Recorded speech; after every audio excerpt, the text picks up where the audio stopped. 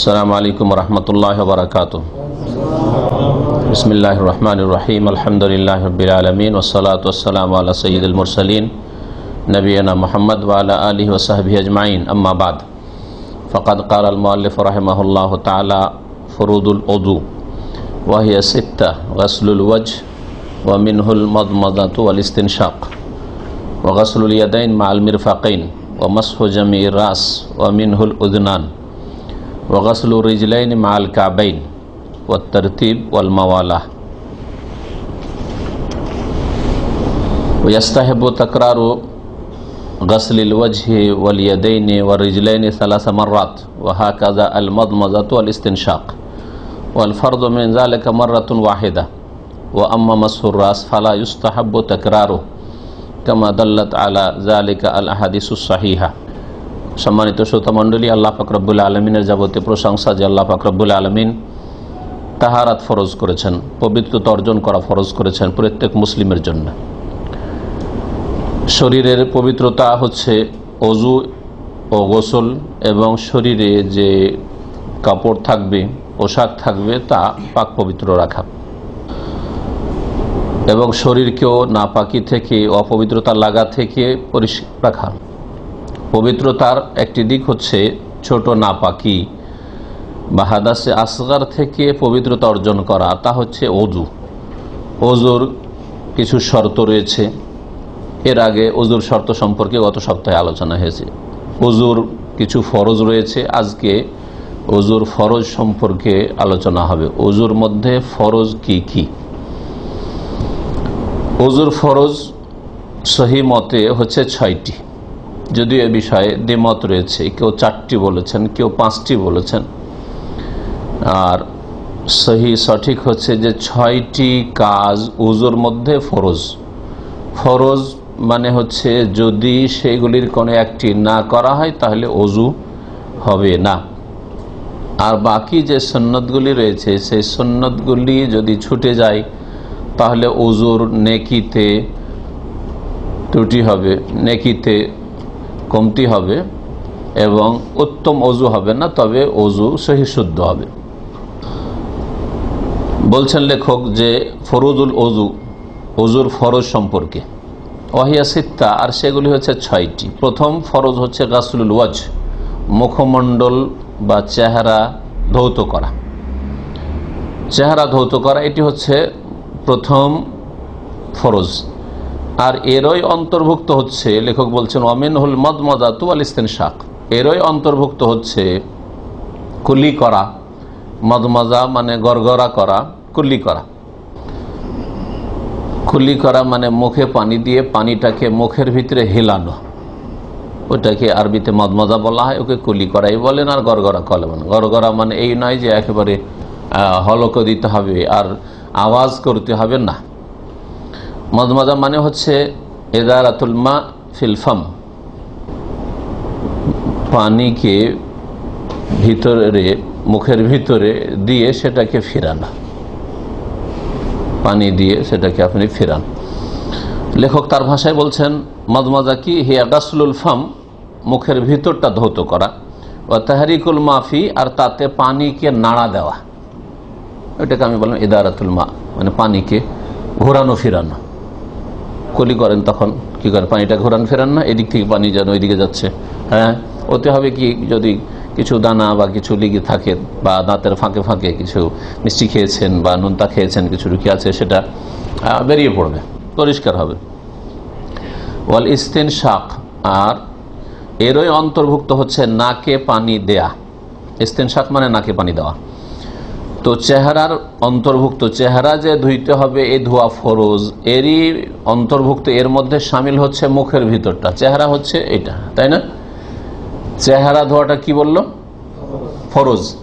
আর এর মধ্যেই সামিল হচ্ছে মদমদা কুলি করা, মানে মুখের ভিতর, মুখের ওপরটা ওয়াজ চেহারা, আর মুখের ভিতরটা ফাম। তো মুখের ভিতরে পানি দিয়ে কুলি করা, পানিটাকে ঘোরানো ফেরানো, এটা হচ্ছে মদমদা কুলি করা।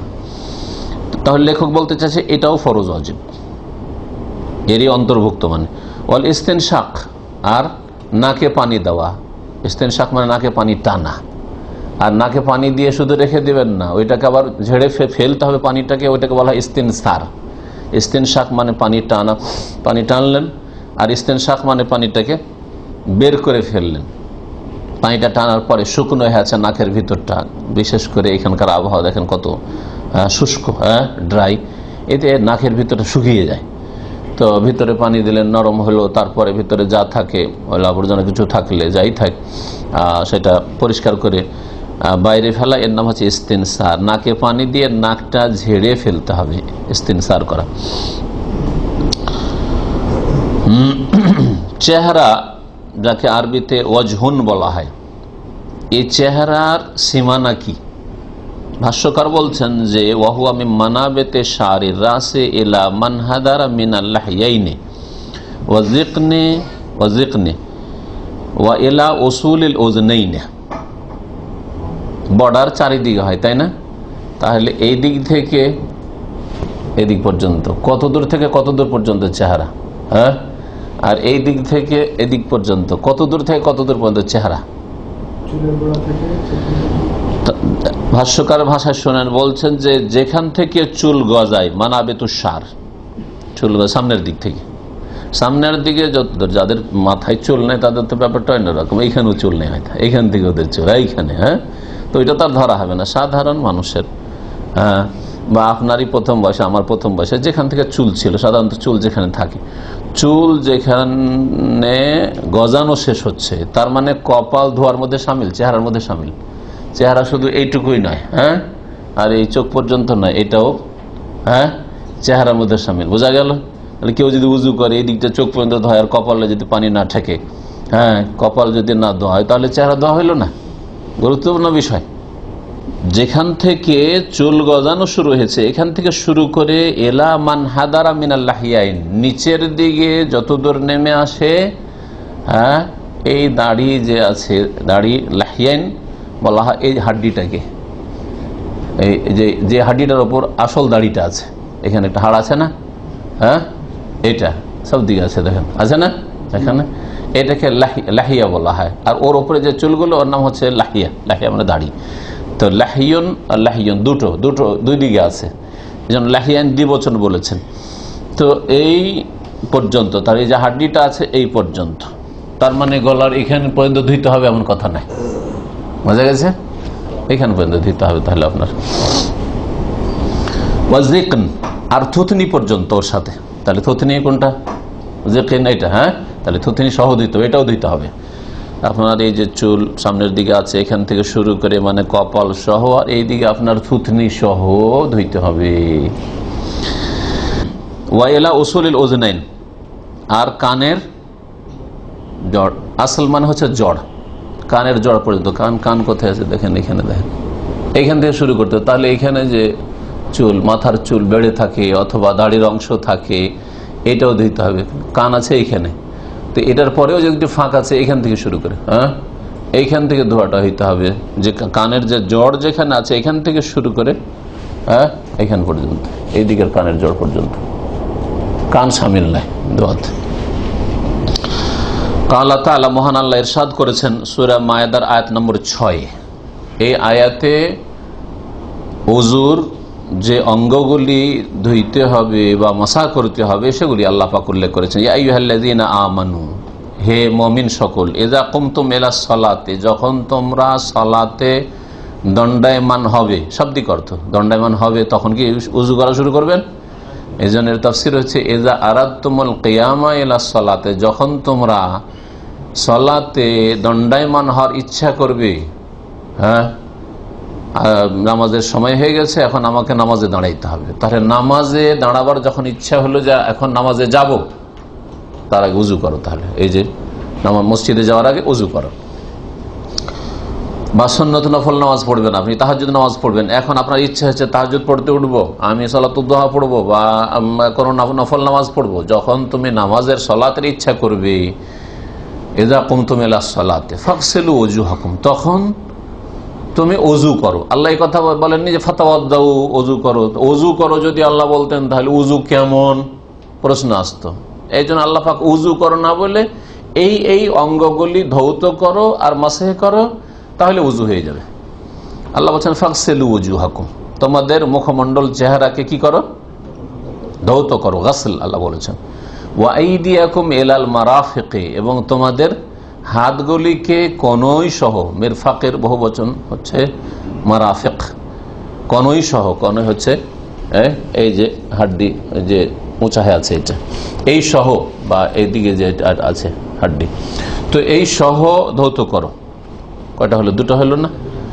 ওয়ামসাহু বিরউসিকুম, আর তোমরা মাসহে করো তোমাদের মাথার মাসহে করা।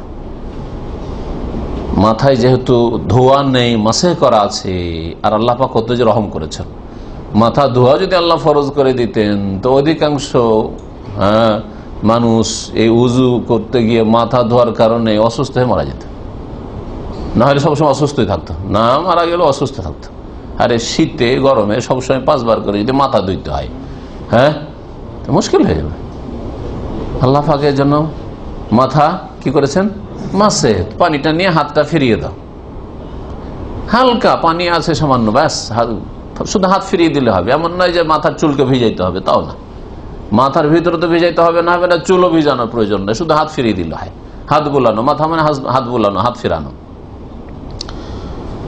ও আরজুলাকুম ইলাল কাবাইন, এবং তোমাদের পাগুলিকে তোমাদের টাকনা সহ, তোমাদের পাগুলিকে টাকনা সহ। পাগুলিকে কি করতে হবে?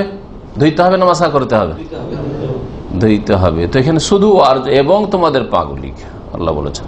ওয়া আরজুলাকুম, আমাদের দলিল আহলে সুন্নাত ওয়াল জামাতের, যে পা ধুইতে হবে, পায়ের মাসা করলে উজু হবে না, এর দলিল হচ্ছে ওয়া আরজুলাকুম, লামের ওপর কি আছে? ফাতা, জবর আছে।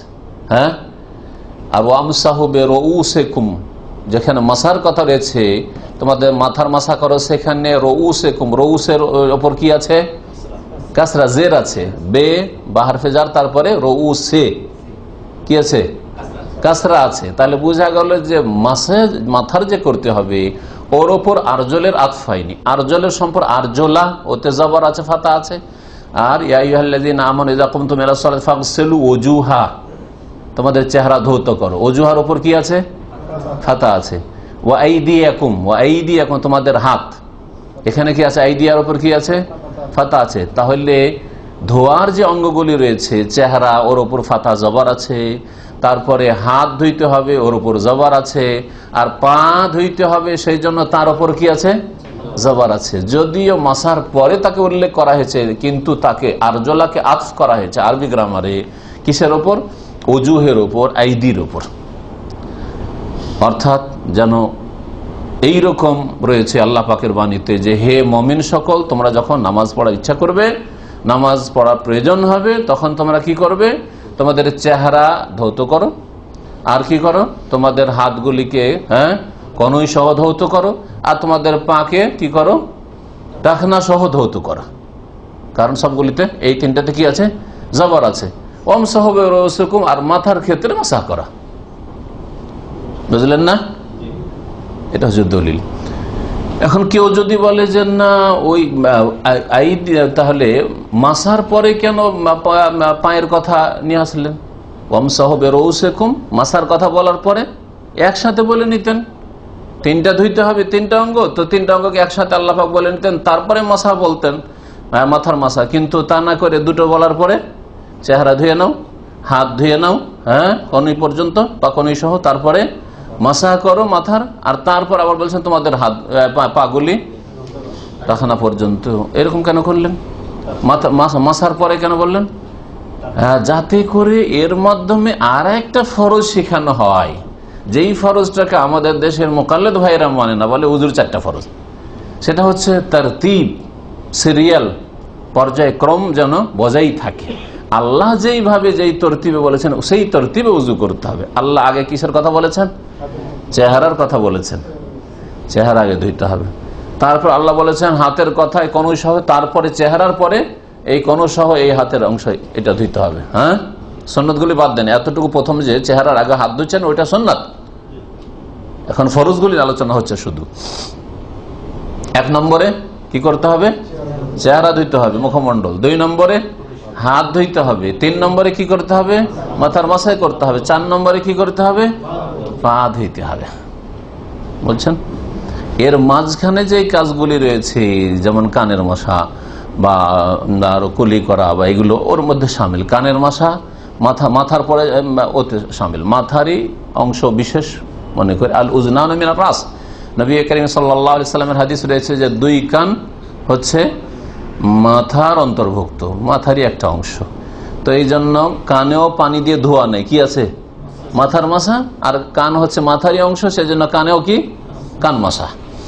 আচ্ছা, মুখের ভিতর আর নাকের ভিতর এটা কিসের অন্তর্ভুক্ত? লেখক বলছেন চেহারা, এই যে চেহারা মুখমণ্ডল ফেস এর অন্তর্ভুক্ত। এই জন্য মুখমণ্ডল ধুইতে হবে, আর মুখের ভিতরে কুলি করে ধুইতে হবে, নাকের ভিতরে পানি দিয়ে পরিষ্কার করতে ধুইতে হবে, ওটাও ধোয়া। এই আয়াত থেকেই পঞ্চম ফরজ প্রমাণিত হয় যে আল্লাহ এইভাবে যখন বলেছেন তো এইভাবেই উজু করতে হবে। হ্যাঁ, নবী করিম সাল্লাল্লাহু আলাইহি ওয়াসাল্লাম প্রসিদ্ধ হাদিস, যখন সাফাতে গেলেন সাই করতে তখন বলে আবদাউ বিমা বাদা আল্লাহু বিহি, আমি শুরু করব ওইখান থেকে যেখান থেকে আল্লাহ পাক শুরু করেছেন, অথবা ইবদাউ বিমা বাদা আল্লাহ, কোন কোন রিওয়ায়াত রয়েছে তোমরা শুরু করো ওইখান থেকে যেখান থেকে আল্লাহ শুরু করেছেন। আল্লাহ কোনখান থেকে শুরু করেছেন? সাফা থেকে না মারওয়া থেকে? আয়াতে ইন্না সাফা ওয়াল মারওয়াতা মিন শাআইরিল্লাহ, নিশ্চয়ই সাফা এবং মারওয়া আল্লাহ পাকের নিদর্শনাবলীর অন্তর্ভুক্ত। আল্লাহ যদি আগে মারওয়া বলতেন তাহলে মারওয়া থেকে আমরা শুরু করতাম। আগে যেহেতু সাফা বলেছেন কোরআনে কারীমের আয়াতে, সেজন্য সাফা থেকেই সাই শুরু করতে হবে। কেউ যদি মনে করে আমার হোটেলে এদিকে এই দিক দিয়ে ঢুকছি, এতদূর হয়রান হওয়ার প্রয়োজন কি, মারওয়া থেকে শুরু করি, একই কাজ 7 চক্করতে আমি সাফাতে শেষ করলাম। সবাই সাফাই শুরু করে মারওয়াই শেষ করে 7 চক্কর, আমি মারওয়াই শুরু করে সাফাই 7 চক্কর শেষ করলাম। কাজ তো করলো, কিন্তু উল্টো করার কারণে তার সাই হবে না, আর তার সাই না হওয়ার কারণে তার উমরা হবে না, হজ হবে না। বুঝলেন না? যেখান থেকে আল্লাহ পাক শুরু করেছেন সেখান থেকে শুরু করতে হবে। ওই রকমই কেউ যদি উজুতে আল্লাহ আগে শুরু করলেন চেহারা থেকে, সে যদি পা থেকে শুরু করে, পায়ে কাদা লেগে আছে, ময়লা আবর্জনা লেগে আছে, ধুলো বেশি লেগে আছে, পাটা আগে পরিষ্কার করেনি, আগে পা ধুইলো, মাথার মাসাটা করলো, আর তারপরে হাত মুখ ধুইয়ে উঠে গেল বলে আশহাদু আল্লা ইলাহা ইল্লাল্লাহ আশহাদু আন্না মুহাম্মাদান আবদুহু ওয়া রাসূলুহু, উযু হয়ে রুজু হইল। আল্লাহ যেভাবে বলেছেন সেভাবে করলো না, সেই জন্য তার উযু হইল না। ইবদাউ বিমা বাদা আল্লাহু বিহি, যেখান থেকে আল্লাহ শুরু করে ওখান থেকে শুরু করো। আল্লাহ শুরু করেছেন ফাগসিলু ওয়াজুহাকুম, তোমরা তোমাদের চেহারাকে ধৌত করো, ওয়াইদিয়াকুম, তোমাদের হাত কনুই সহ, তারপরে ওমসাহু বিরুউসিকুম, তোমাদের মাথার মাসা, তারপরে ওয়ারজুলাকুম ইলাল কাবাইন, তোমাদের পা ধৌত করো টাকনা সহ, পা শেষে বলেছেন। সেই জন্য আমাদের অনেক ভাইয়ের যে প্রশ্ন যে গোসল করলাম তো গোটা শরীর তো ধুয়েই ফেললাম, সাবান দিয়ে গোটা শরীরে সাবান মাখলাম, পরিষ্কার করলাম, আর পুকুরে আর নদীতে ডুব দিয়ে গোসল করলাম, তো আবার উজুর কি প্রয়োজন রয়েছে? এই যুক্তির খণ্ডন করতে পারবেন এখন। কিভাবে? গোসল করতে গেলে যদি আপনি লাফিয়ে নামেন অথবা আস্তে আস্তে নামলেন নদীতে পুকুরে, তাহলে পা আগে ধোয়া হইল। হ্যাঁ, আর যদি বলেন আমি কুস্তি করার মতো মাথাটা আগে দিব, মাথা দিয়ে ঝাঁপ দেবো, অনেকে এরকম ঝাঁপ দেয় না, তাই পানিতে গিয়ে মাথাটা আগে পড়লো, পাটা পরে পড়লো, তো মাথা আগে ধোয়া হইলো। আল্লাহ আগে মাথার কথা বলে, আগে পায়ের কথা বলে। কি বলেছেন? আগে ফাগসিলু ওয়াজুহাকুম, তোমাদের চেহারাকে ধৌত কর বলেছেন। তাহলে কি হবে? ঝর্ণার নিচে দাঁড়িয়ে আপনি গোসল করলেন, তাহলে মাথায় পানি পড়লো, আগে চেহারাতে আগে পড়েননি। 2 নম্বরে চেহারাতে আসলে মাথা থেকে গুড়ে, তাহলে উজু হইল না, আপনার তরতিব সহি নাই, ঠিক না? বুঝতে পেরেছেন উত্তর? জি হ্যাঁ। তাহলে কোরআনে কারীমের আয়াত শুনিয়ে দিলাম। কোরআনে কারীমের 4টি কথা আল্লাহ পাক উল্লেখ করেছেন, আর 4টিকে যেই সিরিয়ালে আল্লাহ উল্লেখ করেছেন ওই সিরিয়াল আইডিয়া করার নাম হচ্ছে তারতিব, আর সেটা হচ্ছে পঞ্চম ফরজ। ফরজগুলি আসছে ধারাবাহিকভাবে, তখন বর্ণনা করব বাকি কথা। চেহারা যে ধুইতে হবে এই মর্মে রাসূলুল্লাহ সাল্লাল্লাহু আলাইহি ওয়াসাল্লামের হাদিস, ওয়াফি হাদিসে হুমরান ফি ওয়াসফে উদুয়ে উসমান রাদিয়াল্লাহু আনহু, উসমান রাদিয়াল্লাহু আনহুর গোলাম কিতুদাস ছিলেন হুমরান, মাওলা উসমান, স্বাধীনকৃত গোলাম। উসমান রাদিয়াল্লাহু আনহু 3য় খলিফা, তিনি উযু করলেন একবার। আল্লাযী ওয়াসাফা ফিহি ওযুআন নবী সাল্লাল্লাহু আলাইহি ওয়াসাল্লাম, বললেন যে এটাই হচ্ছে নবী করিম সাল্লাল্লাহু আলাইহি ওয়াসাল্লামের উযু, এইভাবে আমি রাসূলুল্লাহ সাল্লাল্লাহু আলাইহি ওয়াসাল্লামকে উযু করতে দেখেছি। কালা বলেছিলেন সুম্মা গাসালা ওয়াজহাহু সালাসা মাররাত, তারপরে রাসূলুল্লাহ সাল্লাল্লাহু আলাইহি ওয়াসাল্লাম কি করেছিলেন? তার মুখমণ্ডল ধৌত করেছিলেন 3 বার করে। 3 বার করে। শুধু ফরজগুলি আজকে বয়ান করছি, সেই জন্য গোসল উজুর তরিকা বয়ান করছি না এখানে। উজুর তরিকাতে সুন্নত হচ্ছে কি, বিসমিল্লাহ বলে প্রথম শুরু করবেন, হ্যাঁ, আর তারপরে হাত কবজি পর্যন্ত, এই হাত কবজি পর্যন্ত প্রথম ধোয়া, এটা হচ্ছে কি সুন্নাত। আর আজকে আলোচ্য বিষয় হচ্ছে ফরজ সম্পর্কে। আর হাত ধুয়ে নেওয়ার পরে কি করতে হবে, মুখে কুলি করতে হবে এবং নাকে পানি দিতে হবে। এই ক্ষেত্রে দুটো আলাদা আলাদা না করে দুটো একসাথে করাটা উত্তম, বেশি সহি হাদিস। মুখেও পানি দেবেন আর পানির কিছুটা অংশ নাকে গেল, এইভাবে অভ্যাস করবেন। আর তারপরে কুলি করে ফেলবেন আর নাক পরিষ্কার করবেন। লেখক যে বলছেন যে মুখমণ্ডল ধৌত করার অন্তর্ভুক্ত হচ্ছে গড়গড়া করা বা কুলি করা আর নাকে পানি দেওয়া। এই মর্মে হাদিস শুনেন আয়েশা রাদিয়াল্লাহু তাআলা আনহা থেকে বর্ণিত।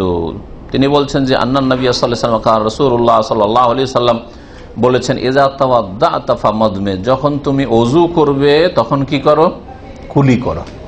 ইযা তাওয়াদ্দাতা, যখন ওযু করবে তখন কি করতে হবে, কুলি করো। নবী সাল্লাল্লাহু আলাইহি ওয়াসাল্লাম নির্দেশ দিয়েছেন। আল ইস্তিনশাক, আর আরেকটি হচ্ছে নাকে পানি দেওয়া। ইস্তিনশাক কাকে বলে বলেছি এর আগে সংজ্ঞায়, এখন ভাষ্যকার ভাষায় বলছি। হুয়া ইসালুল মা ইলা দাখিলিল আনফি, নাকের ভিতরে পানি পৌঁছানো, নাকের ভিতরে পানি পৌঁছানো। ওয়া জাযবহু বিনাফাসি, আর শ্বাস টেনে ভিতরে টানা পানিটা, এরকম একটু টান দেওয়া যাতে একটু ভিতরে যায়। এলা আকসা, শেষ পর্যন্ত নাকের বাঁশিতে যতদূর যাওয়া সম্ভব। ওয়ালা বুদ্দা বাদাহ মিনাল ইস্তিনসার, আর নাকে পানি টানার পরে ছেড়ে দিবেন না, বরং সেটা কি করতে হবে, ইস্তিনসার করতে হবে। ইস্তিনসার মানে কি বলে একটু আগে, নাক ঝেড়ে পরিষ্কার করা। ঢুকাইলেন পানিটা, টানলেন, তারপরে ঝেড়ে ফেলবেন। ইস্তিনসার কাকে বলে বলছেন, ওয়াহুয়া ইখরাজুল মা মিনাল আনফে, নাক থেকে পানি বের করা, বাদাল ইস্তিনশাক, পানি টানার পরে। পানি টান দিলেন আর তারপরে ঝেড়ে ফেলবেন। এই মর্মে নবী করিম সাল্লাল্লাহু আলাইহি ওয়াসাল্লাম হাদিস যে নাক ঝেড়ে ফেলতে হবে, এর দলিল দেখেন বুখারী মুসলিমে রয়েছে। ইযা তাওয়াদ্দা আহাদুকুম, আবু হুরায়রা রাদিয়াল্লাহু তাআলা আনহু থেকে বর্ণিত, প্রিয় নবী সাল্লাল্লাহু আলাইহি ওয়াসাল্লাম বলছেন, তোমাদের কেউ যখন ওযু করবে ফালিয়াজআল ফি আনফিহি মাআন, তখন যেন নাকে পানি অবশ্যই দেয়। সুম্মা লিয়াস্তানসির, তারপরে যেন নাক ঝেড়ে ফেলে। ইস্তানসির, নাক যেন ঝেড়ে ফেলে, পরিষ্কার করে। মুত্তাফাকুন আলাইহি, বুখারী মুসলিমের হাদিস। ওয়া ইয়াকুনুল ইস্তিনশাকু বিল ইয়ুমনা ওয়াল ইস্তিনসারু বিল ইউসরা। এখানে আরেকটি কথা শুনেন, নাকে যখন পানি দেবেন তো ডান হাতে দেবেন না বাম হাতে? ডান হাতে পানি দেবেন। আচ্ছা, আর ঝেড়ে ফেলবেন তখন এরকম করে ডান হাতে? বাম হাতে। বলছেন যে ইস্তিনশাক বিল ইয়ুমনা, নাকে পানি দেওয়াটা হবে, পানি টানাটা হবে ডান হাতে। ওয়াল ইস্তিনসার বিল ইউসরা, আর নাক ঝেড়ে পরিষ্কার করা হবে কি বাম হাতে। কারণ নাকে পানি দেওয়া, পানিটা দিলেন, ওযু করছেন, এটা তো ওযুটা ভালো কাজ, আর ভালো কাজ নবী সাল্লাল্লাহু আলাইহি ওয়াসাল্লাম ডান হাত দিয়ে করেছেন। আর নাক ঝেড়ে পরিষ্কার করা যদিও একটা ওযুরই অংশ, কিন্তু এটা কি ময়লা আবর্জনা পরিষ্কার করা। নাকের ভিতরে ময়লা আবর্জনা থাকে, তো ময়লা আবর্জনা পরিষ্কার করা আর পরিষ্কার পরিচ্ছন্নতার ক্ষেত্রে নবী করিম সাল্লাল্লাহু আলাইহি ওয়াসাল্লামের আদর্শ হচ্ছে যে ময়লা আবর্জনা পরিষ্কার বাম হাতে করেছেন। পেশাব পায়খানা, ইস্তিনজা করা, ঢিলাকুলুক ব্যবহার করা, পানি ব্যবহার করা, আর নাক পরিষ্কার করা ইত্যাদি, এটা বাম হাতে হবে, ডান হাতে না। এখন কাশপোড়া সাফ করে ফেলবেন আর ডান হাতে না, বাম হাতে করতে হবে। কামা ওয়ারাদাত বিযালিকা সুন্নাহ, যেমন হাদিসে বর্ণিত হয়েছে। ওয়াস সুন্নাতু ফিল মাদমাদাতি ওয়াল ইস্তিনশাক আন ইয়াকুনা বিগারফাতিন ওয়াহিদা, বলছে যে সুন্নত হচ্ছে কুলি করা এবং নাকে পানি দেওয়ার ক্ষেত্রে যে একই অঞ্জলিতে যেন হয়। এটাকে কি বলবেন? অঞ্জলি, ঠিক আছে না ভাষা? জি হ্যাঁ, একসাথে হবে। গারফা, গুরফাতুন মানে হচ্ছে কক্ষ, রুম। আর ওই গুরফাতুনে যদি গাইনটা এই জবফাতা দিয়ে দেন, গারফাতুন করে দেন, গারফা মানে এক চুল্লু বা এক কি এক কোষ, চলেন। আর এই দুটো মিলে অঞ্জলি হয় মনে হয়, তো দুটোতে না, এক হাতে, ডান হাতে। কামা ওয়ারাদা ফি ওয়াসফি উযুইন নবী সাল্লাল্লাহু আলাইহি, যেমন নবী সাল্লাল্লাহু আলাইহি সাল্লামের উযুর বিবরণে এসেছে যে নবী সাল্লাল্লাহু আলাইহি সাল্লাম নাকে পানি দেওয়ার সাথে কুলি করলেন, পানি কিছুটা মুখে দিলেন, কিছুটা নাকে দিলেন। কালা বলেছেন তাতে ফামাদ মাজা ওয়াস্তানশাকা, নবী সাল্লাল্লাহু আলাইহি সাল্লাম কি করেছেন? মাজা ওয়াস্তান শাখা, নবী সাল্লাল্লাহু আলাইহি সাল্লাম কুলি করেছেন, মুখে পানি দিয়েছেন, গড়গড়া করেছেন, আর নাকে পানি দিয়েছেন একবার পানি নিয়ে আর কি, বেগারফাতিন ওয়াহিদা। নাকে পানি দেওয়ার ক্ষেত্রে যদি রোজা অবস্থায় না থাকেন তাহলে আর কুলি করার ক্ষেত্রেও, গড়গড়া করার ক্ষেত্রে আর নাকে পানি দেওয়ার ক্ষেত্রে, এই দুটো বিষয়ে যদি রোজাই না থাকেন তাহলে বেশি বেশি করে পানি নিতে বলেছেন, মানে বেশি টান দিতে বলেছেন, নাকে জোরে পানিটা টান দেন, হ্যাঁ, গড়গড়া করেন, ভালো করে গড়গড়া করেন। কিন্তু যদি রোজার অবস্থায় থাকেন এরকম যদি করেন, হ্যাঁ, তাহলে ভিতরে পানি যেতে পারে, নাকে বেশি করে পানি দেন তো পেটে চলে যেতে পারে, তাই না? তো এই জন্য নবী সাল্লাল্লাহু আলাইহি ওয়াসাল্লাম বলেছেন, কালা আলাইহিস সালাতু ওয়াস সালাম, প্রিয় রাসূল সাল্লাল্লাহু আলাইহি ওয়াসাল্লাম বলেছেন, ওয়াবালিগ ফিল মাযমাযাতি ওয়াল ইসতিনশাক ইল্লা আন তাকুনা সায়মা, তুমি কুলি করাই, গড়গড়া করাই এবং নাকে পানি দেওয়াই কি করো, মুবালাগা করো, মানে খুব বেশি করে নাও, বেশি করো। ইল্লা আন তাকুনা সায়মা, তবে তুমি যদি রোজাদার হও, সিয়াম অবস্থায় হও, রোজাদার হলে কুলি করার ক্ষেত্রে, নাকে পানি দেওয়ার ক্ষেত্রে একটু সতর্ক থাকবেন, খুব বেশি টানবেন না। আর আবু দাউদ আর তিরমিজি, হাদিসটি আবু দাউদ তিরমিজিতে রয়েছে। 2 নম্বর, ফরজ শুরু করার আগে একটি বিষয় বলে দেওয়া ভালো হবে। লেখকের বাহ্যিক কথা থেকে মনে হচ্ছে যে মুখমণ্ডল ধৌত করা যেমন ফরজ, তেমনি গড়গড়া কুলি করা আর নাকে পানি দেওয়া ফরজ বা ওয়াজিব, আর ফরজ ওয়াজিব একই জিনিস। এখন এই কুলি করা, নাকে পানি দেওয়া না সুন্নত, এই বিষয়ে ইখতিলাফ রয়েছে। এটা কোনো মানে ইত্তেফাকি মাসলা না, মানে সবাই একমত না। বাকি চেহারা ধোয়ার ক্ষেত্রে সবাই একমত, চেহারা ধোয়া ফরজ, এতে কি রয়েছে, ঐক্যমত রয়েছে। কুলি করার ক্ষেত্রে আর নাকে পানি দেওয়ার ক্ষেত্রে ফরজ না সুন্নত, দ্বিমত রয়েছে। এই মর্মে কেউ বলছেন যে উজুতে হোক আর গোসুলে হোক, ফরজ গোসুল যেমন স্বপ্নদোষ হয়েছে বা স্বামী স্ত্রী মিলন হয়েছে বা মহিলারা মাসিক ঋতু থেকে পাক হয়েছে, তখনও তো না পাকের পরে পাক হচ্ছে, শরীর পাক করছে, তো তখন যে উজু করবে বা গোসল করবে, গোসলের সাথে কুলি করবে আর নাকে পানি দেবে, সেই সময় সেটা ওয়াজিব না সুন্নাত, একটা গোসলের অবস্থায়, আর একটা হচ্ছে ফরজ গোসলের অবস্থায়, আর একটা হচ্ছে যে উজুর অবস্থায়, উজুর সময় কুলি করা আর নাকে পানি দেওয়া ওয়াজিব না সুন্নাত, এই বিষয় দ্বিমত রয়েছে। একদল বলছেন যে সব কিছুতেই সুন্নাত, গোসলেও সুন্নাত আর ওযুতেও কুলি করা আর নাকে পানি দেওয়া কি সুন্নাত, সুন্নাতে মুআক্কাদা, সুন্নাত কিন্তু সুন্নাতে মুআক্কাদা তাকিদ রয়েছে। নবী সাল্লাল্লাহু আলাইহি ওয়াসাল্লাম নির্দেশ দিয়েছেন, ইজা তাওয়াদ্দাতা ফামাদমিজ, যখন তুমি ওযু করবে তখন গড়গড়া করবে, কুলি করবে, হ্যাঁ, নাকে, তারপরে নাকে পানি দেবে, নাক পরিষ্কার করবে, এই হাদিসগুলি রয়েছে, একাধিক হাদিস রয়েছে এই মর্মে। আর এক দল বলছেন যে না, দুটোতেই ওয়াজিব, দুটোতে হচ্ছে গোসলেও ওয়াজিব, মুখমণ্ডলের বাহিরটা শুধু ধুইলেন চলবে না, ভিতরেও পানি ঢুকিয়ে কুলি করতে হবে, এটা ওয়াজিব। না হলে আপনার ফরজ গোসল হলো না, আপনার উজু হলো না, কারণ ওইটাও ওযু হুকুমের অন্তর্ভুক্ত। আর নাকের ভিতরে যদি পানি দেন না দেন, ওপর দিয়ে শুধু পানিটা গেল, তাও হইল না, ওয়াজিব তাদের কাছে, গোসলেও আর ওযুতেও ওয়াজিব বা ফরজ তাদের কাছে। আর এক দল, তৃতীয় দল মাঝামাঝি, বলছে যে গোসলে ওয়াজিব কিন্তু ওযুতে ওয়াজিব নাই, সুন্নাত। কিন্তু এই ক্ষেত্রে যদিও ওয়াজিব ফরজ না হয়, ওয়াজিব ফরজ হওয়ার এই শুধু নির্দেশ ছাড়া আর এর চাইতে বেশি শক্তিশালী কোনো দলিল নাই বা স্পষ্ট কোনো দলিল নাই। যদি ওয়াজিব নাও হয়, সুন্নাতে মুআক্কাদ অবশ্যই, সেজন্য এই ক্ষেত্রে অবহেলা করবেন না, কুলি করার ক্ষেত্রে আর নাকে পানি দেওয়ার ক্ষেত্রে অবহেলা করবেন না, ছাড়বেন না। আর মাসলায় যখন দ্বিমত রয়েছে, আপনার ওযু সন্দেহ তো যেন না থাকে, এই ক্ষেত্রে অবশ্যই করবেন এটা।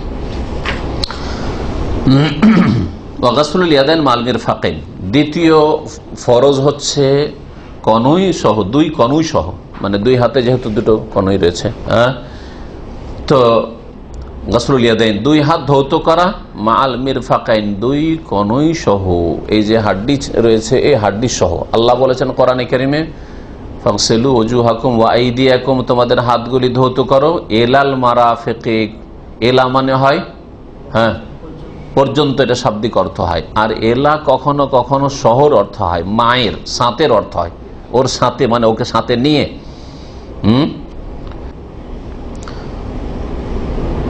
আর কখনো কখনো না, সামিল হয় না, ওর মধ্যে বাইরেই থাকে, বাইরেই থাকে কখনো কখনো।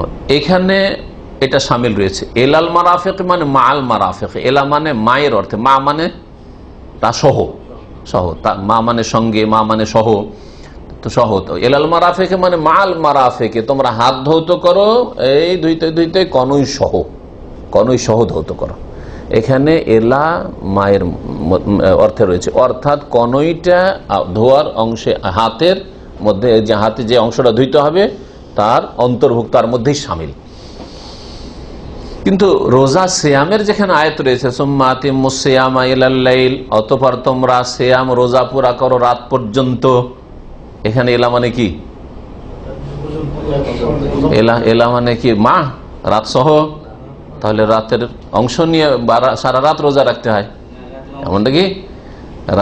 রাত পর্যন্ত মানে রাতে ঢুকে যেতে হবে, সূর্য ডুবিয়ে দিতে হবে না, না না, কি রাতের আলো থাকা পর্যন্ত, রাতের আগমন যখন ঘটে, ঠিক বলছেন।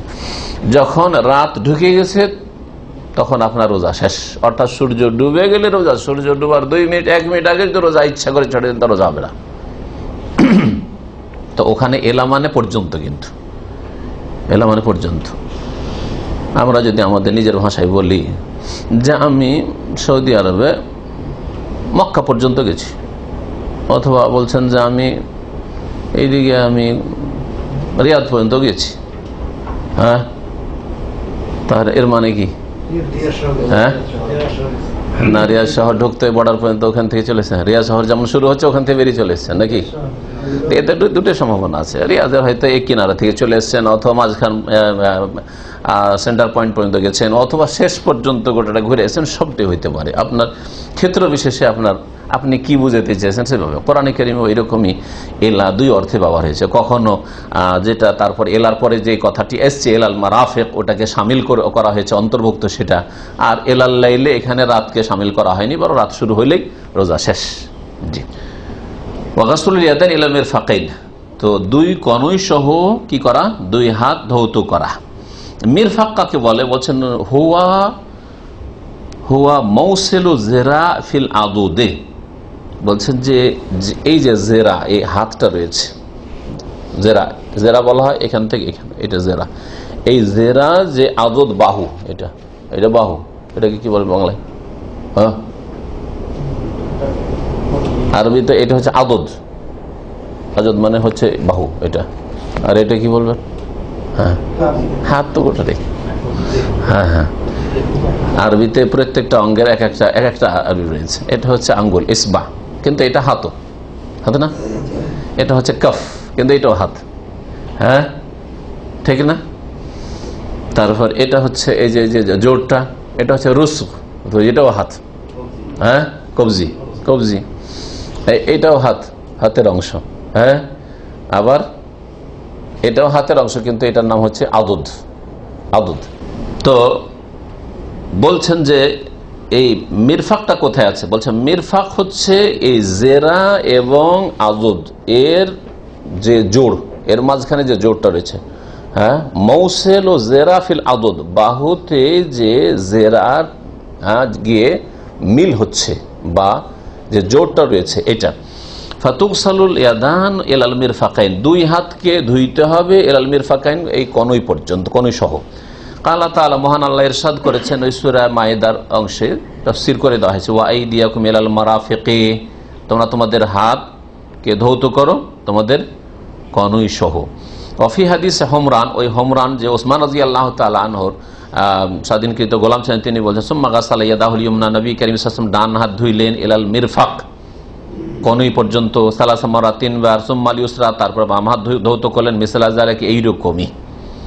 আচ্ছা, আমরা যে ফরজগুলি আলোচনা করছি এর থেকে মাঝে মাঝে জিজ্ঞেস করব যে যেগুলি ফরজের মধ্যে আসে না আর আমরা করে থাকি সেগুলির হুকুম কি? যেমন আগে ডান হাত ধোয়া, পরে বাম হাত ধোয়া। হ্যাঁ, আগে ডান হাত ধুইতে হবে, এটা কি ফরজ? হ্যাঁ ফরজ কি তরতিব যেখানে বলা হয়েছে তার মানে এই নয় যে ডানের তরতিবটা ফরজ। ভালো করে মনে রাখেন, তরতিব মানে হচ্ছে আল্লাহ যে বিষয়গুলি উল্লেখ করেছেন। কি উল্লেখ করেছেন? মুখমণ্ডল, আর তারপরে হাত, হ্যাঁ হাত মানে দুই হাত, আর তারপরে মাথা, আর তারপরে পা, এগুলোতে তরতিব হইতে হবে, এটা ফরজ। কিন্তু ডান হাত আর বাম হাতের মাঝে তরতিব হইতে হবে, ডান পা আর বাম পায়ের মাঝখানে তরতিব হইতে হবে, মানে ডান হাত আগে হওয়া ফরজ, এটা বোঝানো হয়নি তাতে ওই তরতিবে। ডান, এখানে ডান করা হচ্ছে সুন্নাত মুস্তাহাব। নবী করিম সাল্লাল্লাহু আলাইহি ওয়াসাল্লাম ডান দিক থেকে সব কাজ শুরু করা, ভালো কাজ শুরু করা পছন্দ করতেন। আর তাহারা পবিত্রতা অর্জন করা হচ্ছে ভালো কাজ, সুতরাং ডান হাত আগে ধুইতে হবে, তারপরে বাম হাত, ডান পা আগে ধুইতে হবে, তারপরে বাম পা। এই হচ্ছে সাধারণ হাদিস।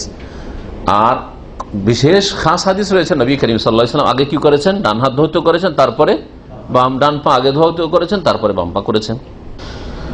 মুত্তাফাকুন আলাইহি, বুখারী মুসলিমের হাদিস। ওয়াল মিরফাক ইউগসালুল মালিয়াত, মিরফাক যে কনুই, এই যে হাড্ডি রয়েছে, এটা হাতের সাথে ধুইতে হবে। এটা না ধুয়ে যদি শুকনো থাকে তাহলে ওযু হবে না। আপনি যেন যে আল্লাহ হাত ধুইতে বলেছেন, হাতের পুরোটা ধুলেন না। এই জন্য নবী করিম সাল্লাল্লাহু আলাইহি সাল্লাম, কিছু সাহাবীরা তাড়াহুড়া করে ওযু করেছিল, আর তাদের টাকনা আর কিছু অংশ, টাকনার এই যে হাড্ডিটা কিছু অংশ শুকনো থেকেছে, চমকি ছিল যে ওই জায়গায় পানি পৌঁছলাম ইউসিবুল মা, তখন নবী সাল্লাল্লাহু আলাইহি সাল্লাম তাদেরকে খুব শক্ত ভাষায় বলেছিলেন, ওয়াইলুল লিল আকাব মিনান নার, ওই সব লোকদের জন্য জাহান্নাম রয়েছে, ওয়াইল নামক জাহান্নাম, অথবা দুর্ভোগ রয়েছে যাদের পায়ের গোড়ালি শুকনো রয়েছে। টাকনা বা পায়ের গোড়ালি তাদের শুকনোতে, পেছন দিক থেকে শুকনো থেকে গেছিল। ও মাসহু জামির রাস, আর মাথার মাসার ক্ষেত্রে পুরো মাথার মাসা করা ফরজ, পুরো মাসা। এই জন্য লেখা বলছেন ওয়া মাসহু জামির রাস, পুরো মাথার মাসা করতে হবে। পুরো মাসা এই জন্য বলেছেন যে কিছু কিছু মাযহাবে এই ক্ষেত্রে খুব ডিসকাউন্ট দেওয়া হয়েছে। তার মধ্যে হানাফি মাযহাবের ডিসকাউন্ট 4 ভাগের 3 ভাগের ডিসকাউন্ট আছে। 100 টাকার মধ্যে 75 টাকায় ডিসকাউন্ট, বলছে 25 টাকাতে 100 টাকার মাল 25 টাকায় পাবে। বুঝতে পারছেন না? তার মানে মাথা রব রাস তাদের কাছে ফরজ। 4 ভাগ, মাথার 4 ভাগ করে 1 ভাগ, মানে এতটা 1 ভাগ, 1 ভাগ 2 ভাগ 3 ভাগ 4 ভাগ হয়ে গেল, তো ওটা মাথা হলো না? তাহলে এইরকম করে যদি কেউ একটু মাথায় হাত রেখে নেয়, মাথার মাসা করে নেয়, তাহলে কি হয়ে যাবে? হানাফি মতে, ফেকা মতে, তাদের ফেকা মতে কি হয়ে যাবে? ওযু হয়ে যাবে। কিন্তু নবী সাল্লাল্লাহু আলাইহি সাল্লামের হাদিস মোতাবেক হবে না। নবী সাল্লাল্লাহু আলাইহি জীবনেও এরকম ওযু করেন না। জীবনে একবার যদি ওযু করেন তো বলতে, হ্যাঁ একবার যেহেতু করেছেন সেজন্য এটা জায়েজ রয়েছে। আর সুন্নত হচ্ছে পুরো মাথা, বলতে পারতেন। ঠিক আছে, শুধু হানাফি ফেকাতেই ভুল আছে কথা নেই, প্রত্যেক ফেকাতে কিছু না কিছু ভুল আছে। কারণ ফেকা হচ্ছে আলেমদের মতামত, ইমামদের মতামত। তারা নবীও নাই, রসুল নাই, তারা বড় বড় আলেম শুধু। তাদের কথা কোরআন এবং হাদিসের যদি সমর্থন পায়, কোরআন এবং হাদিসের অনুকূলে হয়, কোরআন হাদিস দ্বারা শক্তিশালী হয়, তাহলে শক্তিশালী। আর যদি কোরআন হাদিস ওর বিপরীত হয় তাহলে কোনো শক্তি নেই তাতে। বুঝছেন না? শাফি মত শুনেন, আরো মজার মত। শাফি মতে বলছে যে 2টা 3টে 4টা চুল ছুলি হয়ে যায়। 2, 3টা 4টা চুল যদি এরকম করে কোন শাফেই, ইন্দোনেশিয়া ম্যাক্সিমাম শাফেই, মালয়েশিয়া শাফেই, কেরালা শাফেই, মেজরিটি শাফেই, তো এই শাফেইরা তাদের ফিকার মতে 3-4টা চুল এই দিক থেকে নেন, না এই দিক থেকে একটু ছুঁয়ে নিলে কাজ হয়ে গেল। আর এই ফতোয়ার ভিত্তিতে ওই 3-4টা চুল সাফা মারা সাই করে উমরাকারীরা ওই মারার ওপর কি করছে, একটু এখানে একটু কেটে নিলাম, হয়ে গেল তাদের উমরা হয় না। ওইভাবে হজ হয় না। পুরো মাথা থেকে হয় চুল ছোট করতে হবে, না হলে মুন্ডন করতে হবে। বুঝছেন না? এই ভুলটা উজুর ক্ষেত্রেও ভুল, আর এই ভুলটা হজ উমরার ক্ষেত্রেও ভুল। যে দিক থেকে একটু কেটে নিলেন, বাবু বেশি কাটবেন না, ও মাথা নেড়া হয়ে যাবে, দেখতে খারাপ লাগবে, দেশে যাব, ছুটি যাব, স্ত্রী কি বলবে, আর গ্রামের লোকেরা কি বলবে, স্মার্ট তো লাগে না মাথা নেড়া করলে। না না, কখনো না, চলবে না, এইভাবে হবে না। ওই আর্মি কাটিং এর কাটিং করলেন, এইদিকে ওইদিকে কেটে একবার ওপরখানে রেখেই দিলেন, এইভাবে চলবে না। পুরো মাথা থেকে মেশিন চালিয়ে যেমন করে, পুরো মাথা থেকে চুল কাটতে হবে। কেচিতে কাটেন না মেশিনে কাটেন। তো শাফি মতো ভুল এই ক্ষেত্রে, আর হানাফি মতো ভুল। এই জন্য আমরা কোন মজহাবের শত্রু নয়। ভালো করে শুনে রাখেন, আমরা সহি হাদিস বিরোধী যেটা ফতোয়া সেটার বিরোধী। কারণ আমাদের উদ্দেশ্য হচ্ছে আপনাদেরকে রসুলের তরিকায় লাগানো। শাফি মজহাবে গিয়ে ভুল করিয়েন না কোনো মতে। শাফি মজহাবে অনেক ফতোয়াই ঠিক আছে, কিন্তু এই ফতোয়া ভুল, এটা ভুল, মানে সবগুলি ভুল নয়। হানাফি ফতোয়াতে অনেক ফতোয়াই ঠিক আছে, কিন্তু এটা ভুল, এইরকম বেশ কিছু ভুল আছে, ওই ভুলগুলো ছেড়ে দেন তাহলে হয়ে গেল। ওই ভুলগুলি এই মজহাবে আছে, অন্য জায়গায় ঠিক আছে, ওখান থেকে ওইটা নেন। হ্যাঁ, আর ওখান থেকে নেওয়া নয়, সেটা রাসূলুল্লাহ সাল্লাল্লাহু আলাইহি ওয়াসাল্লামের হাদিস থেকে, কোরআন এবং হাদিস থেকে নেওয়া উদ্দেশ্য আপনার, বুঝছেন না? তাহলে গোঁড়ামি মুক্ত হইতে পারবেন। আর যদি মনে করেন যে সবটাই ঠিক, তো নবী করিম সাল্লাল্লাহু আলাইহি ওয়াসাল্লাম এটাও ঠিক ওইটাও ঠিক, মানে 2-3টা চুল ছুলো হয়ে যাবে, আর 4 ভাগের 1 ভাগ ছুলো হয়ে যাবে, আর গোটা মাথা করলেও হয়ে যাবে, এইরকম মাসলা আছে ইসলামে। হ্যাঁ, ফরজ একটা ফরজ হয় পুরো মাথার মাসা করা ফরজ, আর না হলে 4 ভাগ 1 ভাগ ফরজ, আর না হলে 3, 4, 5টা চুল ছোঁয়া ফরজ। আর এটাও ঠিক ওইটাও ঠিক ওইটাও ঠিক, এটা এই তরিকা তো ঠিক না, এটা তো আর হইতে পারে না। মাথার মাসার ক্ষেত্রে বলছেন যে পুরো মাথার মাসা করা, মাসহ জামির রাস, পুরো মাথার মাসা করা ফরজ। ওয়া মিনহুল উজনান, আর মাথারই অন্তর্ভুক্ত হচ্ছে 2 কান, সুতরাং 2 কানেরও মাসা করতে হবে। এবং 2 কানের মাসা সুন্নাত না ফরজ, সে ইখতিলাফি মাসলা, কিন্তু নবী করিম সাল্লাল্লাহু আলাইহি ওয়াসাল্লাম বলেছেন আল উজনান মিনার রাস, 2 কানটা মাথারই অন্তর্ভুক্ত, মানে মাথায় যেমন মাসা ঠিক তেমনি কানেও মাসা করবেন। আল্লাহ তাআলা মহান আল্লাহ বলেছেন আমসাহু বিরউস, তোমাদের মাথার মাসা করো। সিফাতুল মাসা কেমন করে করতে হবে? কামা মাসাহান নবী সাল্লাল্লাহু, যেমন করে নবী করিম সাল্লাল্লাহু আলাইহি ওয়াসাল্লাম মাসা করেছেন। কামা ওয়াসাফা আব্দুল্লাহ বিন যায়েদ রাদিয়াল্লাহু আনহু নবী সাল্লাল্লাহু আলাইহি ওয়াসাল্লামের উযু বর্ণনা করেছেন, তাতে বলছেন আন্নান নবী সাল্লাল্লাহু আলাইহি ওয়াসাল্লাম মাসাহা রাসাহু বিয়াদাইহি ফাআকবালা বিহিমা ওয়া আদবারা। নবী সাল্লাল্লাহু আলাইহি ওয়াসাল্লাম তার 2 হাতে মাসা করেছেন, তার মানে 1 হাতে মাসা নাই, কি করতে হবে? 2 হাতে মাসা করতে হবে, 2 হাতে মাসা। আকবালা বেহেমা, সেই 2 হাতকে সামনে নিয়ে আসলেন, এখানে আকবালা মানে সামনে নিয়ে আসলেন। ও আদবারা, তারপরে পিছনে নিয়ে গেলেন, এইখান পর্যন্ত নিয়ে যাবেন। তারপরে কি করবেন? ছেড়ে দেবেন না, আবার ফিরিয়ে নিয়ে আসবেন। বলছেন বাদা, আরো ব্যাখ্যা শুনেন, বাদা বে মোকাদ্দমের আসে, শুরু করলেন মাথার অগ্রভাগ থেকে, প্রথম দিক থেকে। হ্যাঁ, সুম্মা জাহাবা বেহেমা এলা কাফাহ, তারপর এই 2 হাতকে নিয়ে গেলেন তার একেবারে ঘাড় পর্যন্ত। কাফা বলা হয় যেখানে মাথার পেছন দিকে চুল শেষ হয়েছে, চুল গজানো শেষ হয়েছে মাথার যেখানে, ওইখান পর্যন্ত নিয়ে গেলেন। কাফা নরম গোস্ত আছে এখানে, নরম হয়ে আছে, এটাকে কাফা বলা হয়। এখানে পর্যন্ত নিয়ে সুম্মা রাদ্দাহুমা, তারপরে এই 2 হাতকে ফিরিয়ে নিয়ে আসলেন এলাল মাকানিল্লাযী বাদা মিনহু, ওই জায়গায় যেই জায়গা থেকে শুরু করেছিলেন। কোনখান থেকে শুরু করেছিলেন? এইখান থেকে। তাহলে নিয়ে যাবেন, আবার নিয়ে আসবেন, ব্যাস, এটা হচ্ছে মাসা।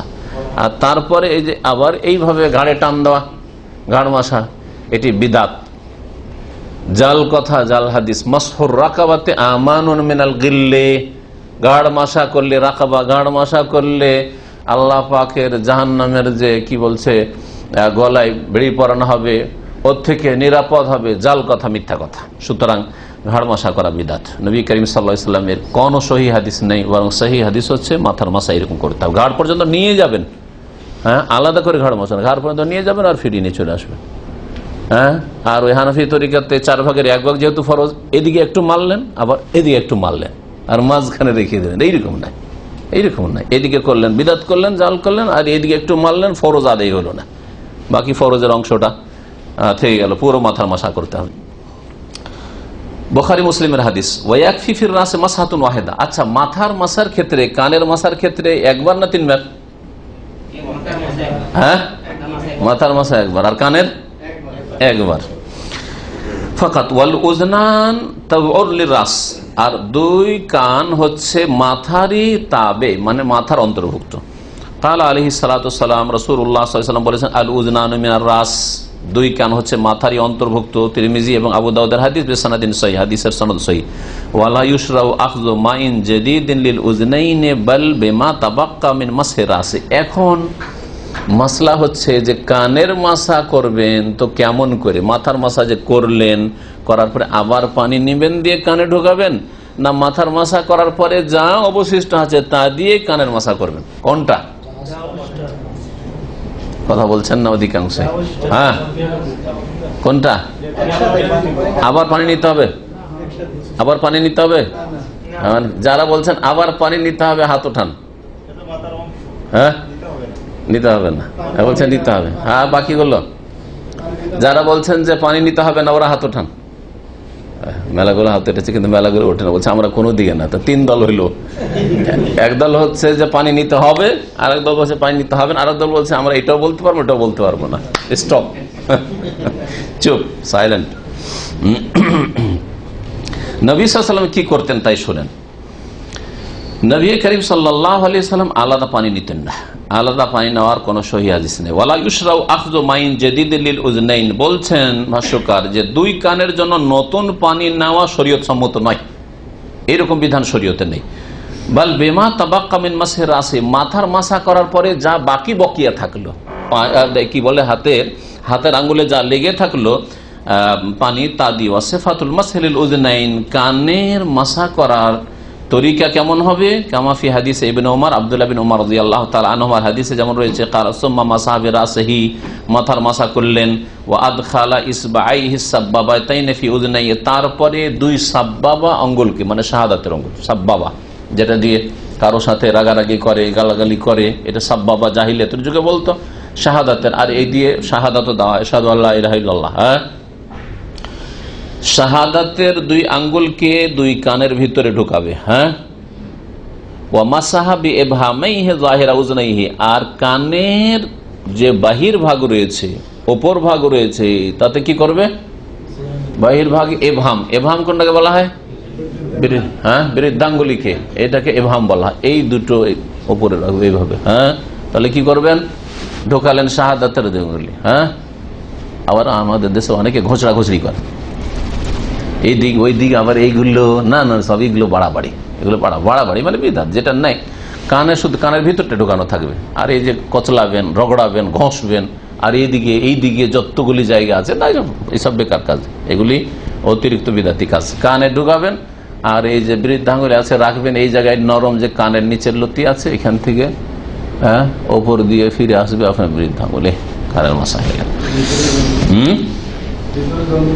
হ্যাঁ, ভিতরে ধুলা আছে, ময়লা আছে, এগুলো সাফ করার জন্য মাসা, না মাসায়ের নাম।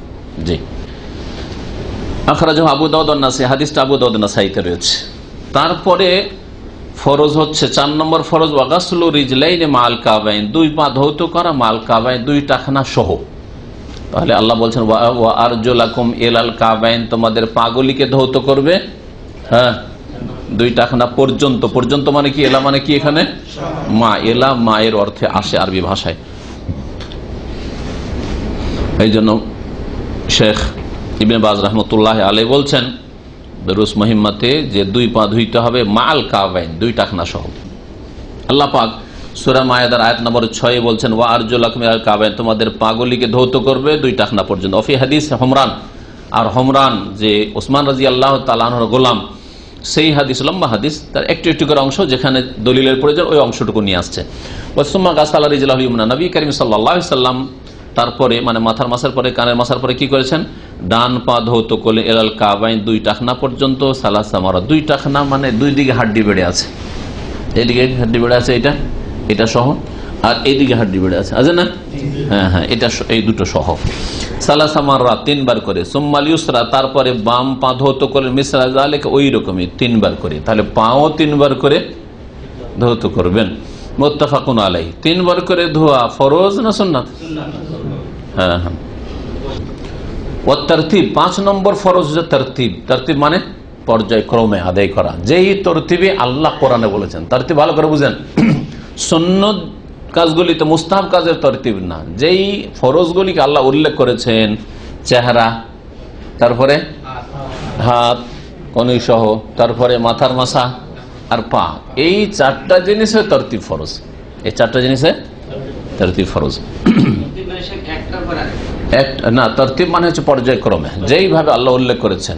আগে আল্লাহ পাক মুখমণ্ডল উল্লেখ করেছে, মুখমণ্ডল আগে, তারপর আল্লাহ উল্লেখ করেছেন হাত, 2 নম্বরে হাত, 3 নম্বরে মাথা উল্লেখ করেছে, মাথার মাসা, 3 নম্বরে মাথার মাসা, 4 নম্বরে উল্লেখ করেছেন পা, তাহলে 4 নম্বর শেষখানে পা ধুয়ে আপনি শেষ করবেন। জি, ধারাবাহিকভাবে, ঠিক।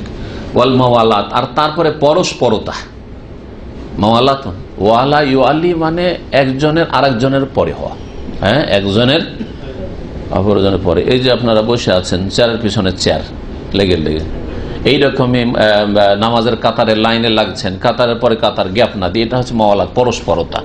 কিন্তু দুই কাতারের মাঝখানে যদি আরেকটা কাতার লাগতে পারে এমন জায়গায় যদি ফাঁক রেখে দেন, তাহলে মাওয়ালাত, পরস্পরতা নাই এতে। হ্যাঁ, অনেক সময় খাম্বার টাম্বার জন্য লাগে না, হ্যাঁ, বা কিছু রাখা আছে লাগলো না, অনেকে গাফিলতিতে শুরু করে দিল একটু বেশি ফাঁক করে, মাওয়ালাত। এটা পরস্পরতা, মাওয়ালাত। পরস্পরতার মানে কি? এর সংজ্ঞা হচ্ছে, লেখকের ভাষায় শুনি তাহলে সবচেয়ে ভালো, একবারই হয়ে যাবে, কারণ সেগুলি আবার আপনাদেরকে ব্যাখ্যা করে শোনাচ্ছি। যেহেতু তরতিব ফরজ কেন, লিআন্নাল্লাহ তাআলা যাকারাল ওযুআ মুরাত্তাবান ফিল আয়াত, কারণ ওযুর যে ফরজগুলি সেগুলি আল্লাহ তরতিবের সাথে, সিরিয়ালের সাথে বর্ণনা করেছেন। ওয়া তাওয়াদ্দা রাসূলুল্লাহ মুরাত্তাবান, রাসূলুল্লাহ সাল্লাল্লাহু আলাইহি ওয়াসাল্লাম ওই তরতিবে যেভাবে আল্লাহ উল্লেখ করেছেন সেইভাবে আল্লাহ রাসূলুল্লাহ সাল্লাল্লাহু আলাইহি ওয়াসাল্লাম ওযু করেছেন। ওয়াল মাকসুদ, কখনো উল্টাপাল্টা উযু করেন। নবী সাল্লাল্লাহু আলাইহি ওয়াসাল্লাম আগে পা ধুয়ে নিলেন, তারপরে মাথার মাসা করে নিলেন, হাতটা ধরলেন, তারপরে শেষ কানে মুখটা ধুয়ে উঠে গেলেন, এরকম কখনো উযু করেননি। সুতরাং ওই রকম উযু হবে না। ওয়াল মাকসুদ বিত তারতিব, তারতিবের উদ্দেশ্য কি? তারতিব মানে কি? আইয়াতিয়া বলি ওযুয়ে কামা আমারাহুল্লাহ ওয়া রাসূলুহু সাল্লাল্লাহু আলাইহি ওয়াসাল্লাম, ওযু সম্পাদন করবে যেইভাবে আল্লাহ নির্দেশ দিয়েছেন, ওয়া রাসূলুহু এবং তার রাসূল সাল্লাল্লাহু আলাইহি ওয়াসাল্লাম নির্দেশ দিয়েছেন, দুনা তাকদীমিন লিবাদিল আদাই আলা বাদিন, একটা অঙ্গকে আর একটা অঙ্গের ওপর আগে না করে। অর্থাৎ আল্লাহ পাক বলেছেন উদাহরণস্বরূপ প্রথমে মুখমণ্ডল, সবগুলিকে হয়তো উল্টা পাল্টা করলেন, কিন্তু একটা যদি উল্টো পাল্টা করে দেন, একটাকে উল্টো পাল্টা করলেন, হ্যাঁ, হবে না, বুঝছেন না? যেমন ঝর্ণার নিচে দাঁড়িয়ে গোসল করছেন, মাথা আর ওপর আগে পানি আসলো, ঠিক না? তারপরে মুখমণ্ডল, মুখমণ্ডল 1 নম্বরে ছিল, 2 নম্বরে আসলো, হ্যাঁ, ঠিক না?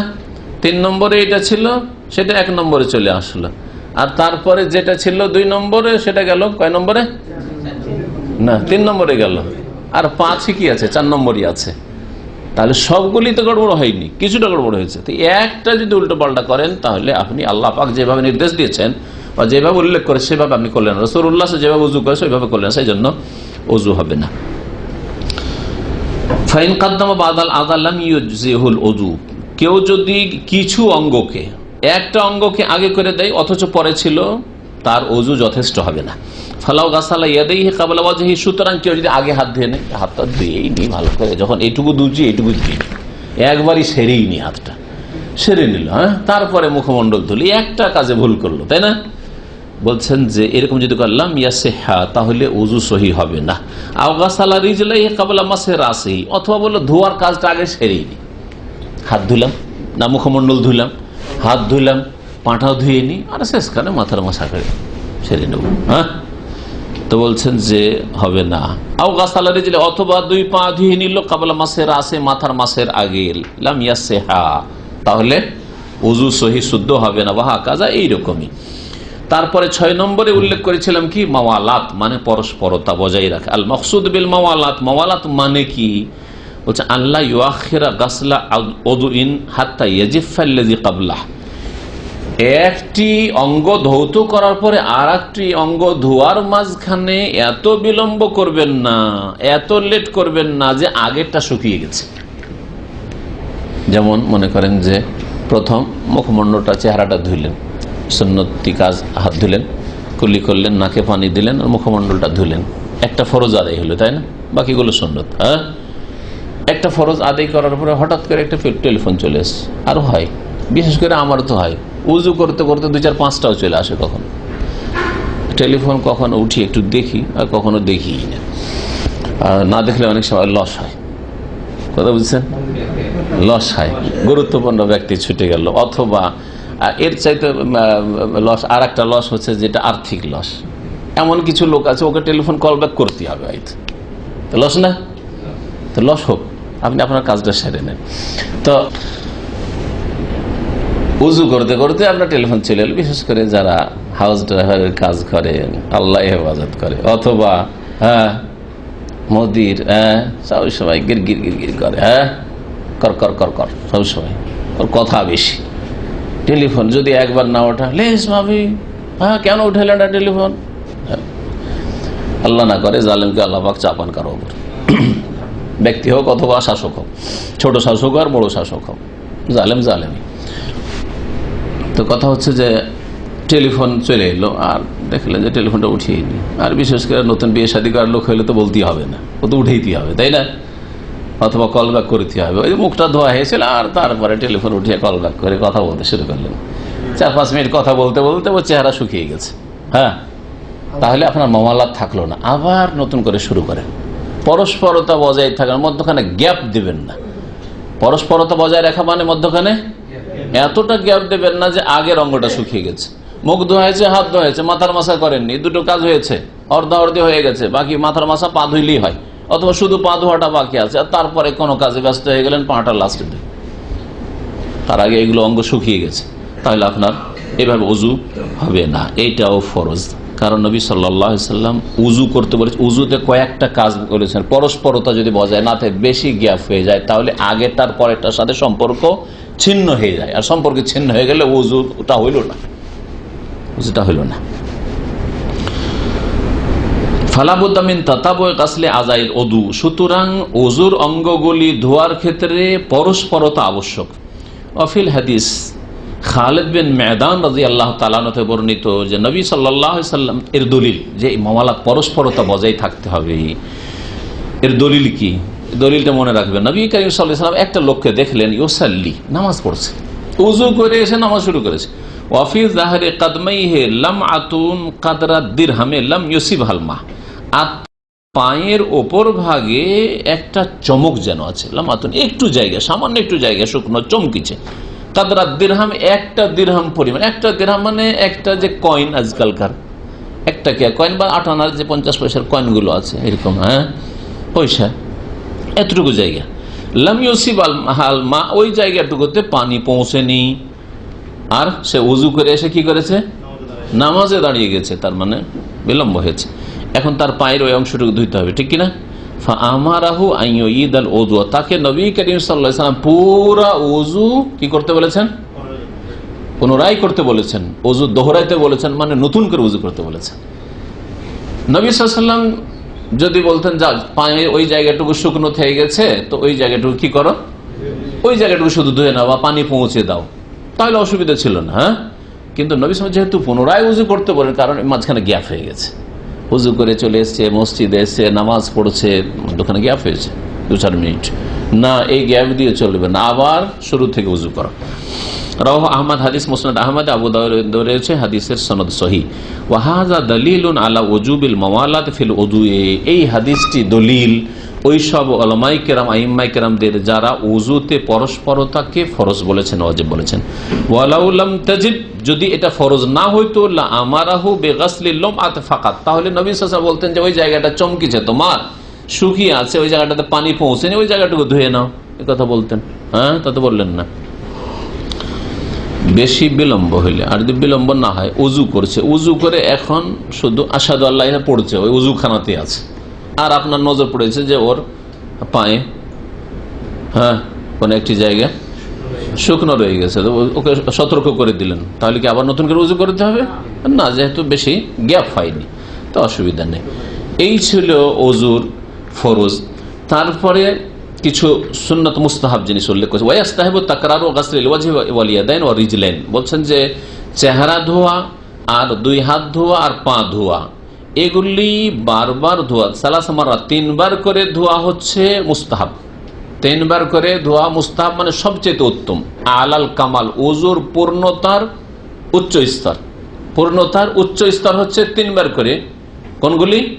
চেহারা, হাত আর পা। ওয়াহাকাযাল মাযমাযা ওয়াল ইসতিনশাক, এইরকমই কুলি করা আর নাকে পানি দেওয়া, এগুলিও 3 বার, কারণ ওইটা ওই চেহারার অন্তর্ভুক্ত।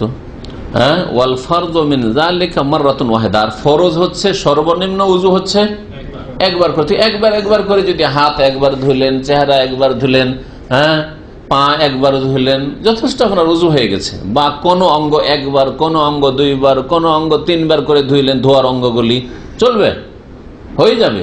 কিন্তু বললাম যে ওযুর পূর্ণতার উচ্চ স্তর হচ্ছে 3 বার করে ধৌত করা, আর তার নিচের স্তর হচ্ছে 2 বার করে ধৌত করো, 2 করে যদি ধন, হ্যাঁ পুরো অঙ্গগুলি 2 বার করে ধুলেন, ধোয়ার অঙ্গগুলি, তাও ভালো, কিন্তু 3 বারের মতো ভালো না, হ্যাঁ দ্বিতীয় স্তর। আর সর্বনিম্ন স্তর হচ্ছে যেটা আবশ্যক, সেটা হচ্ছে 1 বার করে। বলছেন ওয়াল ফারযু মিন যালিকা, ফরজ হচ্ছে 1 বার করে। ও আম্মা মাসহুর রাস, মাথার মাসে করা আর কানের মাসা, ফালা ইউস্তাহাবু তাকরারু, বারবার করে করা, 3 বার করে মাসা করবেন বা 2 বার করে মাসা করবেন, এটা মুস্তাহাব নয়, বরং সুন্নাতের খেলাফ। কামা দাল্লাত আলা যালিকা আল আহাদিসুস সাহিহাতু, যেমন এটা প্রমাণ করে অনেকগুলি সহিহ হাদিস, অনেকগুলি সহিহ হাদিস প্রমাণ করে যে নবী করিম সাল্লাল্লাহু আলাইহি ওয়াসাল্লাম মাসাহা রাসাহু মাররাতান ওয়াহিদা বা মাররা, 1 বার করে মাসা করেছেন রাসূলুল্লাহ সাল্লাল্লাহু আলাইহি ওয়াসাল্লাম। ভাষ্যকার বলছেন তাকরারুল গোসলে সালাসান সুন্নাত, 3 বার করে ধৌত করা হচ্ছে সুন্নাত। কামা নকিলা আন রাসূলিল্লাহ সাল্লাল্লাহু আলাইহি ওয়াসাল্লাম, যেমন রাসূলুল্লাহ সাল্লাল্লাহু আলাইহি ওয়াসাল্লাম বর্ণিত হয়েছে আন্নাহু তাওয়াজ্জা সালাসান, তিনি 3 বার করে ওযু করেছেন।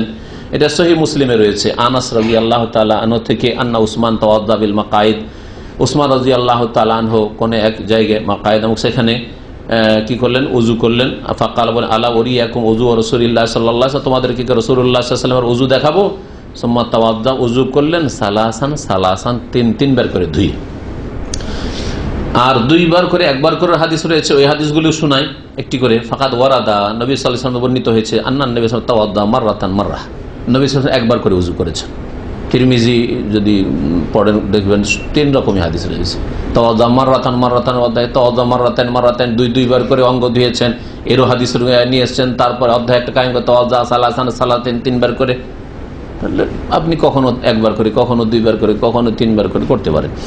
ফাদাল্লা ওয়া তাওয়াজ্জা মাররাতান, 2 বার করে ওযু করে। ফাদাল্লা আলা আন্নাল ওয়াজিব মাররাতান ওয়াহিদা, তাহলে বোঝা গেল যে 1 বার করে অঙ্গগুলি ধোয়া হচ্ছে ওয়াজিব, ফরজ। ওয়া আন্না আলাল কামাল সালাসান, আর পূর্ণতার উচ্চ স্তর হচ্ছে যেটা বললাম আলাল কামাল, 3 বার করে। ফাকাদ রাওয়া ইবনে আব্বাস রাদিয়াল্লাহু আনহু, আব্দুল্লাহ ইবনে আব্বাস রাদিয়াল্লাহু তাআলা আনহু থেকে বর্ণিত, কাল তাওয়াদ্দা রাসূলুল্লাহ মাররাতান লাম ইয়াজিদ আলা হাযা, 1 বার করে রাসূলুল্লাহ সাল্লাল্লাহু আলাইহি ওয়াসাল্লাম ওযু করেছেন, এর বেশি করেননি। কোন 1 বার বা একাধিকবার, কখনো কখনো। রাওয়াহুল বুখারী, হাদিস বুখারীতে আরো হাদিস রয়েছে 2 বারের হাদিস। আব্দুল্লাহ বিন যায়েদ থেকে বর্ণিত আন্নান নবী সাল্লাল্লাহু আলাইহি ওয়াসাল্লাম তাওয়াদ্দা মাররাতাইন, নবী সাল্লাল্লাহু আলাইহি ওয়াসাল্লাম 2 বার করে ওযুর অঙ্গ ধৌত করেছেন। ফাল আহাদিসুস সাহিহাতু আল্লাতী নাকালাত ওযু আন-নবী সাল্লাল্লাহু আলাইহি ওয়াসাল্লাম আন্নাহু কানা ইয়ামসাহু মাররাতান ওয়াহিদা, নবী সাল্লাল্লাহু আলাইহি ওয়াসাল্লাম থেকে সহিহ হাদিস বর্ণিত রয়েছে, বহু হাদিস, যেগুলিতে বর্ণিত হয়েছে যে নবী সাল্লাল্লাহু আলাইহি ওয়াসাল্লাম মাসা করেছেন 1 বার, মাররাতান ওয়াহিদা। আব্দুল্লাহ বিন যায়েদ রাদিয়াল্লাহু আনহু হাদিসে রয়েছে ফামাসাহা বিরাসিহি ফাআকবালা বিয়াদিহি ওয়া আদবারা, মাথার মাসা করেছেন, সামনে থেকে পেছনে নিয়ে গেছেন আর পেছন থেকে সামনে নিয়ে এসেছেন। তিরমিজি, নাসাঈতে হাদিস রয়েছে আরো স্পষ্ট ক্লিয়ার। ওয়াফি হাদিসে আলী রাদিয়াল্লাহু তাআলা আনহু বর্ণিত ওয়া মাসাহা বিরাসি মাররা, রাসূলুল্লাহ সাল্লাল্লাহু আলাইহি ওয়াসাল্লাম মাসা করেছেন মাথার 1 বার করে মাসা করেছেন। তিরমিজি এবং নাসাঈর হাদিস। আল্লাহ পাক রব্বুল আলামিন যেন আমাদেরকে নবী করিম সাল্লাল্লাহু আলাইহি ওয়াসাল্লামের তরিকায় ইবাদত বন্দেগীর তৌফিক দান করেন, পবিত্রতা অর্জনের আল্লাহ পাক তৌফিক দান করেন, নবীর তরিকায় ওযু গোসল জীবনের প্রত্যেকটি ক্ষেত্রে রাসূলুল্লাহ সাল্লাল্লাহু আলাইহি ওয়াসাল্লামকে উত্তম আদর্শ হিসাবে, উসওয়া হাসানা হিসাবে গ্রহণ করার তৌফিক দান করেন, অন্তর থেকে কথায় কাজে রাসূলের তরিকায় চলার যেন তৌফিক দান করেন। আল্লাহ পাক রব্বুল আলামিন যেন আমাদেরকে নবী করিম সাল্লাল্লাহু আলাইহি ওয়াসাল্লামের শাফাআত দান করেন। আল্লাহ পাক রব্বুল আমাদের সকলকে জান্নাতুল ফিরদৌস যেন দান করেন। সুবহান রাব্বিকা রাব্বিল ইজ্জাতি আম্মা ইয়াসিফুন ওয়া সালামুন আলাল মুরসালিন ওয়া আলহামদুলিল্লাহি রাব্বিল আলামিন। দাড়ি যদি ঘন হয় তাহলে খেলাল করবেন, আর যদি পাতলা দাড়ি হয় তাহলে খেলালের কোনো প্রয়োজন নেই। হ্যাঁ, আর পাতলা দাড়ি হলে খেলাল কেন, পানি ভিতরে যেহেতু ঢুকে যাবে ধুয়ে দিতে হবে, ধুয়ে নেওয়া। যেমন যাদের অল্প দাড়ি রয়েছে, পাতলা হয়ে দাড়ি রয়েছে, আর যাদের ঘন দাড়ি রয়েছে তাদের একেবারে দাড়ির ভিতরে সব পানি পুরো পৌঁছাতে হবে, ধুইতে হবে না, পানি খেলাল করে পানি পৌঁছে দিলে হবে শুধু। জি, বিষয়ের সাথে সম্পর্কিত প্রশ্নগুলি আগে বলেন। হ্যাঁ বসেন, ওইদিকে বসেন আগে। হ্যাঁ, মহিলাদের মাথার মাসার ক্ষেত্রে ওই যে আপনার যেখানে চুলের জড় বা চুল শেষ হচ্ছে, চুল গজানো শেষ হচ্ছে ওইখান পর্যন্ত, এতদূর পর্যন্ত চুল যতদূর নিচে যাবে, আর ওইদিকে আর মাসা যাবে না। পুরা চুলের তো আর মাসা বলা নেই, মাথার মাসা বলা আছে, যে মাথার বর্ডার বলে দেওয়া হয়েছে। এইদিকে চুল যেখানে গজানো শেষ হয়েছে নিচের দিকে ঘাড়ের দিকে, আর সামনের দিকে যেখানে চুল গজানো শুরু হয়েছে এইখান থেকে শুরু করে এই চুলের শেষ পর্যন্ত, এখান পর্যন্ত, তারপর আবার ফিরিয়ে নিয়ে আসবে। নারী হোক আর পুরুষ হোক, এবাদত বন্দিগির ক্ষেত্রে, উজুর ক্ষেত্রে কোনো পার্থক্য নেই।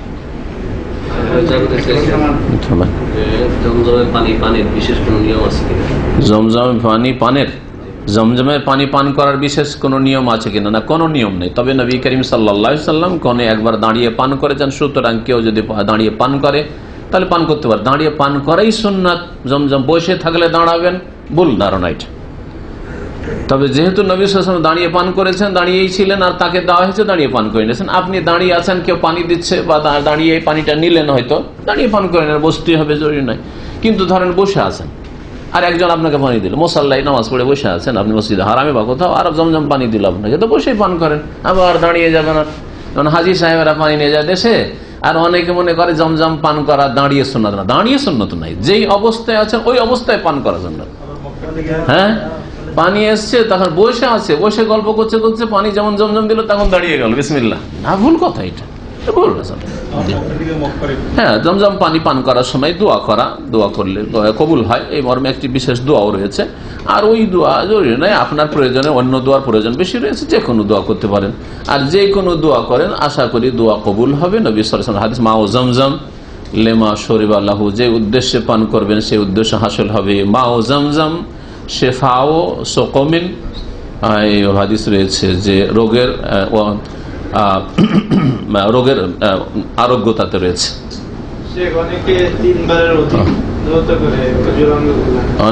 অনেকে কি করে, না না না, 3 বারের বেশি যদি কেউ ধৌত করে, আবু দাউদ একটি হাদিস রয়েছে, ফাকাদ তাআদ্দা ওয়া আসা ওয়া জালামা, সেই ব্যক্তি সীমা লঙ্ঘন করলো, জুলম করলো, বাড়াবাড়ি করলো।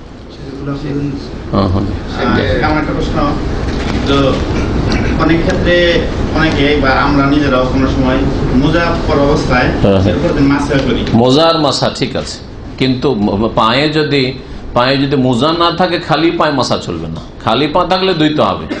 হ্যাঁ, কিন্তু যদি পায়ে যদি মোজা থাকে, সে মোজা চামড়ার হোক অথবা প্লাস্টিকের হোক অথবা কাপড়ের হোক, মোটা কাপড়ের হোক পাতলা কাপড় হোক, সামান্য কিছু ছিঁড়াও হোক, নবী সাল্লাল্লাহু আলাইহি ওয়াসাল্লামের জামানায় সাহাবায়ে কেরামদের কি আমাদের যুগের লোকের চাইতেও ধনী ছিলেন যে সবারই নতুন নতুন মোজা থাকতো, একটু ছিঁড়া ফাটা থাকতো না।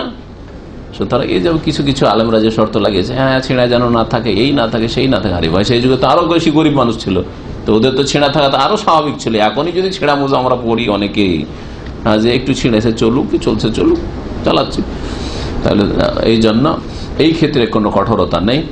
আর মোজার মাসা সে খুফ চামড়ার হইলেও আছে, আর জওরাব কাপড়ের হইলেও আছে, কাপড়ের হাদিস রয়েছে। সুতরাং যারা কাপড়ের মোজার ওপর মাসা করতে নিষেধ করে, জওরাবের হাদিসগুলিকে তারা অমান্য করে বা অস্বীকার করে, আমল করে না।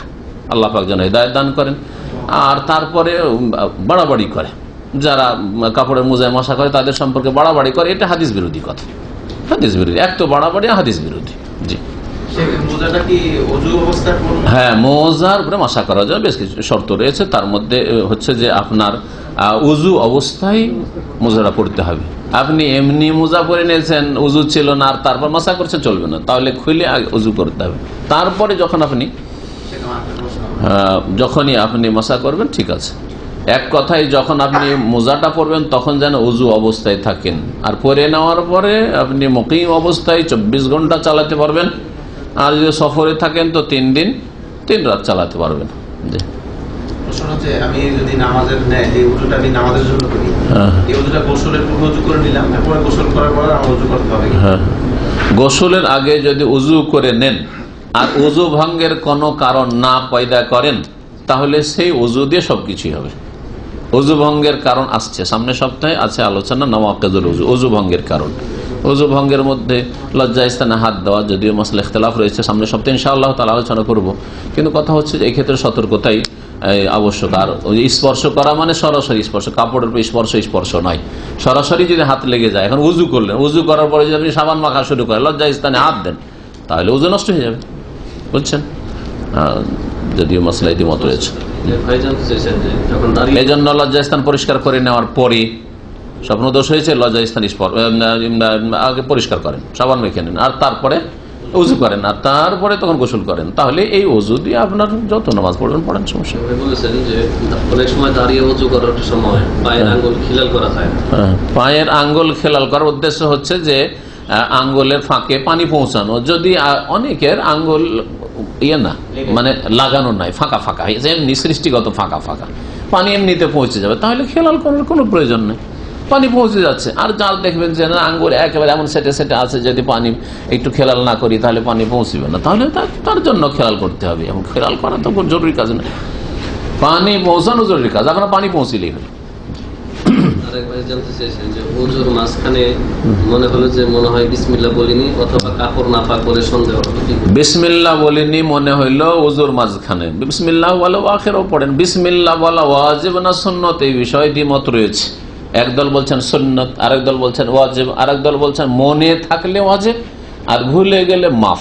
আর এইটাই বেশি ঠিক।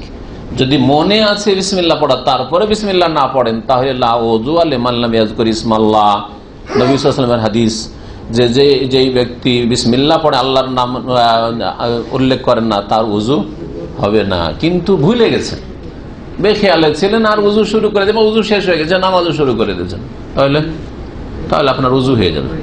তাহলে ওযু তো বিসমিল্লাহ কেউ যদি না পড়ে, অনেকে বলেছেন যে নেকি কমবে, ওযু ইবাদতে যে নেকিটা ছিল নেকি কমবে, কিন্তু তার ওযু হয়ে যাবে, আল্লাহু আলাম। জি, আর কি বলছেন? যদি সন্দেহ হয় কাপড় না পাক থাকলে তো ওযুর সময় তো কাপড় পাক রাখা, কাপড় না থাকলে অসুবিধা নেই। আর ওযু হচ্ছে পবিত্রতা অর্জন করা, পয়েন্টটা ভালো করে বুঝেন। আমাদের দেশের মানুষরা বুঝে না, এই জন্য হাঁটুর উপরে কাপড়, আরে আরে দেখো দেখো দেখো, হাঁটুর উপরে কাপড় উঠিয়ে উযু করছে। জাহেল তুমি নিজে যে জাহেলি কথা বুঝো না। শোনেন, উযু করা কি? উযু করা নামাজ পড়ার মতো না গোসলের মতো?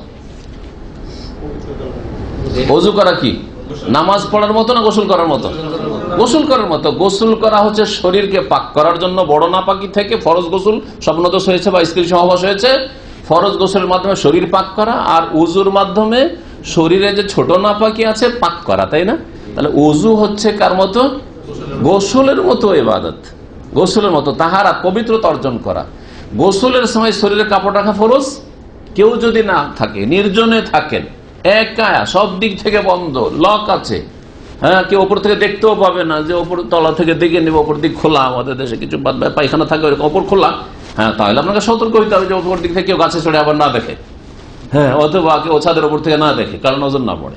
কিন্তু বন্ধ আপনি ঘরে যদি গোটা শরীরে কাপড় না থাকার গোসল করেন, জায়েজ না? জায়েজ নাই? যদি এটা জায়েজ হয়, তো আবার উযুর সময় শরীরে কাপড় থাকতে হবে, এটা টাকনার উপরে উঠানো যাবে, এটা কোথায় পেলেন? তাহলে উযুর সময়ও যদি খালি গায়ে থাকে তো অসুবিধা আছে? কোনো অসুবিধা নেই। এক কথায়, আবার অন্য ভাষায় বলছি, যেমন গোসলের জন্য শরীরে কাপড় থাকা শর্ত নয়, ঠিক তেমনি উযুর জন্য টাকনার উপর কাপড় উঠা তো দূরের কথা, গোটা শরীরে যদি কাপড় না থাকে, উল্লঙ্গ থাকেন, তাও কোনো অসুবিধা নেই, উযু হয়ে যাবে। যদিও উত্তম হচ্ছে যে শরীর প্রয়োজনের বেশি খোলা না রাখা, প্রয়োজন হলে যতটা প্রয়োজন খুলবেন, কিন্তু বাকি সময় শরীর ঢেকে রাখাই ভালো। যত লজ্জা করবেন তত ভালো, কিন্তু কোনো মানুষের নজর যদি না পড়ে কোনো অসুবিধা নেই।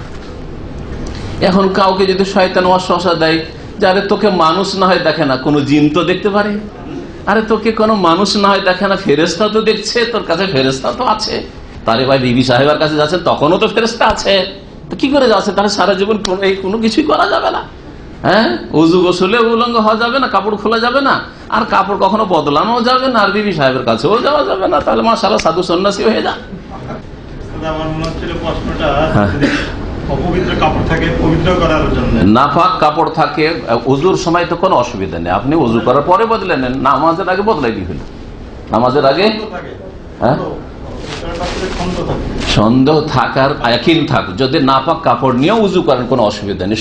কাপড় জানছেন, ভালো করে জানছেন কাপড় নাপাক আছে, কাপড়ে পেশাব লেগে আছে, পেশাবের রয়েছে নেই যে আবার শরীরে লেগে যাবে, শুকনো হয়তো, শুকনো জানেন যে পেশাব আছে, অথবা মজি লেগেছে, শুকিয়ে গেছে, মজি এর আগে লেগেছে, হয়তো বেরিয়েছে, বা রক্ত লেগেছে, বা যাই কিছু হোক, কাপড় নাপাক আছে, উযু করেন, উযু করার পর কাপড় বদলেন, ভালো কাপড় পরে নামাজ পড়েন, কোনো অসুবিধা নেই।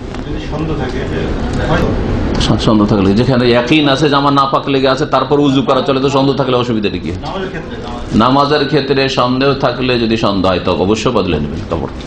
যার কাছে কাপড় আছে বদলে নেবে, যার কাছে কাপড় নেই ফাত্তাকুল্লাহ মাস্তাতা'তুম। একটি প্রশ্ন, এক ভাই বলেছেন কথা লম্বা পুরো হয়েছে। এলাকায় এরকম প্রচলিত আছে, ওযু করে বাসায় কিন্তু পাটা বাকি রাখে, পাটা গিয়ে ধরে মসজিদে। আরে জাহেল, এটা জীবনে শুনি। এটা তো প্রথম শুনলাম, নতুন কথা। বলছে উজু করে বাসায় বাড়িতে আর মসজিদে গিয়ে পা ধয়, আর এরকম লোক আছে নাকি? না, ভুল কথা।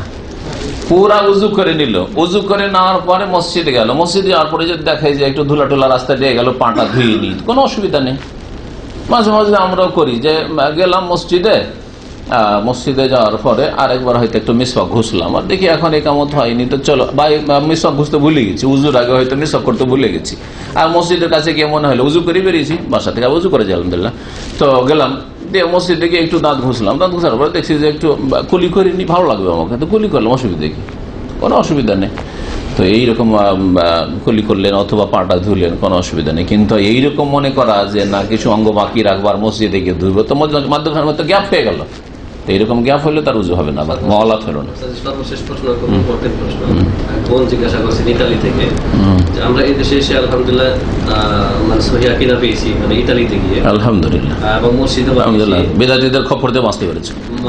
অনেকে পশ্চিমা দেশ থেকে যারা দিন শিখছে বিদাতি মোল্লাদের ফিতনা থেকে বেঁচে আছে। বলেছেন যে আর বাংলাদেশে থাকলে এক বড় ফিতনা ছিল, ভারতে থাকলে এক বড় ফিতনা ছিল বিদাতি মোল্লা। মসজিদে তৈরি করেছি, বিদ্যুৎ দাওয়াত দিচ্ছি, তারপরেও কি এই দেশে থাকা যাবে না? মানে ওই ইমান খতম না?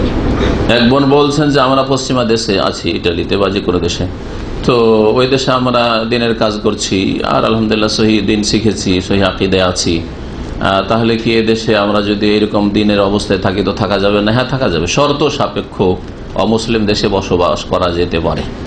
একেবারে সবার জন্য নিষেধ আর সবাইকে বেরিয়ে চলে আসতে হবে এই ফতোয়া তো আমরা দিই না। তবে অমুসলিম দেশে বসবাসের ক্ষতির দিকটাই বেশি, সেই জন্য আমরা সতর্ক করি। বাকি কেউ যদি শর্তগুলি পুরা করতে পারে, সেই দেশে থাকলে নিজের দিনের ওপর অটল থাকবে, নিজের ছেলে মেয়েদেরকে ইসলামিক তরবিয়ত দেবে, মুসলিম তৈরি করবে, হ্যাঁ, বরং শুধু মুসলিম তৈরি করে তার সাথে সাথে নিজেরা দাওয়াতের কাজ করবে আর নিজের ছেলে মেয়েদেরকে দায়ী বানাবার চেষ্টা করবে যে এরা দাওয়াতি কাজ করুক মুসলিম নন মুসলিমদের মাঝে। এই শর্তগুলির সাথে যদি থাকে তাহলে অবশ্যই সেখানে থাকা জায়েজ। অনেক সময় সেখানে বিশেষ করে অস্থায়ীভাবে দাওয়াত দিতে গিয়ে সেখানে দাওয়াতের কাজ করা জরুরি, ফরজ। ওইসব দেশে গিয়ে দিনের দাওয়াত পৌঁছানো অনেক সময় ফরজ, ফারজে কিফায়া অথবা ফারজে আইন,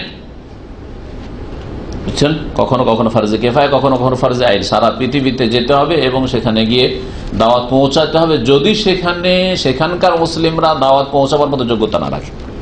আর যদি সেখানে আলহামদুলিল্লাহ যারা আছেন তার দাওয়াত পৌঁছাচ্ছেন তাহলে থাকলেন তারা সেখানে। এক কথায় বেশ কিছু শর্ত রয়েছে অমুসলিম দেশে বসবাস করার জন্য, সেই শর্তগুলি যদি পুরা করতে পারে সেই সব দেশে থাকা জায়েজ। অনেক সময় সেখানে থাকা মুস্তাহাব, অনেক সময় সেখানে থাকা জরুরি, বিশেষ করে দাওয়া ইলাল্লাহ, আল্লাহর দিনের দিকে দাওয়াত দেওয়ার জন্য অমুসলিমদের দাওয়াত দেওয়ার উদ্দেশ্য যদি থাকে আর ছেলে মেয়েদেরকে ইসলামিক তরবিয়ত করতে পারেন তাহলে সেখানে থাকা অনেক সময় জরুরি অথবা কমপক্ষে মুস্তাহাব, নেকির কাজ ইনশাআল্লাহ। বরং আপনারা সেখানে জেহাদের কাজে আছেন, কোরআন দিয়ে জেহাদ করেছেন, সেখানে দাওয়াতের মাধ্যমে জেহাদ করেছেন, এটা একটা বড় জেহাদ। কারণ দাওয়াত যদি না হয় তাহলে কি করে মানুষ দিনের দিকে আসবে? আর দিনের দিকে নবী সাল্লাল্লাহু আলাইহি ওয়াসাল্লামের অধিকাংশ সাহাবাই কেন দাওয়াতের মাধ্যমে হেদায়েত হয়েছেন, জিহাদের মাধ্যমে না, দাওয়াতের মাধ্যমে হেদায়েত হয়েছে। জি, অস্ত্রের মাধ্যমে না। জিহাদ মানে দাওয়াতটাও জিহাদ, দাওয়াতটাও অবশ্যই জিহাদ, মানে প্রচেষ্টা চালানো, এই অর্থের জিহাদ। আর যেটা আমাদের দেশের মানুষ বোঝে শুধু অস্ত্র ব্যবহার করা জিহাদ না, অস্ত্র ব্যবহার করা অগতির গতি। রাস্তাতে আপনার বাধা সৃষ্টি করেছে, রাস্তাতে গাছ পড়ে আছে আর গাড়ি আপনাকে নিয়ে যেতে হবে, তো গাছটা উঠিয়ে ফেলতে হবে না? হ্যাঁ, রাস্তাতে ইট পাথর পড়ে আছে আর আপনাকে সেখান দিয়ে হাঁটতে হবে, তো ইট পাথরগুলো সরিয়ে ফেলতে হবে না? এই জন্য আসলে যেটা অস্ত্র ধারণ করা সশস্ত্র জিহাদ সেটা সেই জন্য। আর সেটা যদি প্রয়োজন না, যে রাস্তাতে আলহামদুলিল্লাহ ইট পাটকেল নেই, ওরা ওদের কাজ করছে, আমরা আমাদের কাজ করার জন্য স্বাধীনভাবে আমাদেরকে সুযোগ দিচ্ছে, তাহলে সেখানে দিন ইসলামের দাওয়াত দেয় যথেষ্ট, দিন ইসলামের দাওয়াত দেয় যথেষ্ট ইনশাআল্লাহ তাআলা। আল্লাহ পাক রব্বুল আলামিন যেন আমাদেরকে হিদায়াত দান কর। রব্বানা লা তুযিগ কুলুবানা বা'দা ইয হাদাইতানা ওয়া হাব লানা মিন লাদুনকা রাহমাতান ইন্নাকা আনতাল ওয়াহ্হাব। সুবহানা রাব্বিকা রাব্বিল ইজ্জাতি আম্মা ইয়াসিফুন ওয়া সালামুন আলাল মুরসালিন আলহামদুলিল্লাহি রাব্বিল আলামিন। মজলিসের কাফারা সুবহানাকা আল্লাহুম্মা ওয়া বিহামদিকা আশহাদু আল্লা ইলাহা ইল্লা আনতা আস্তাগফিরুকা ওয়া আতুবু ইলাইক।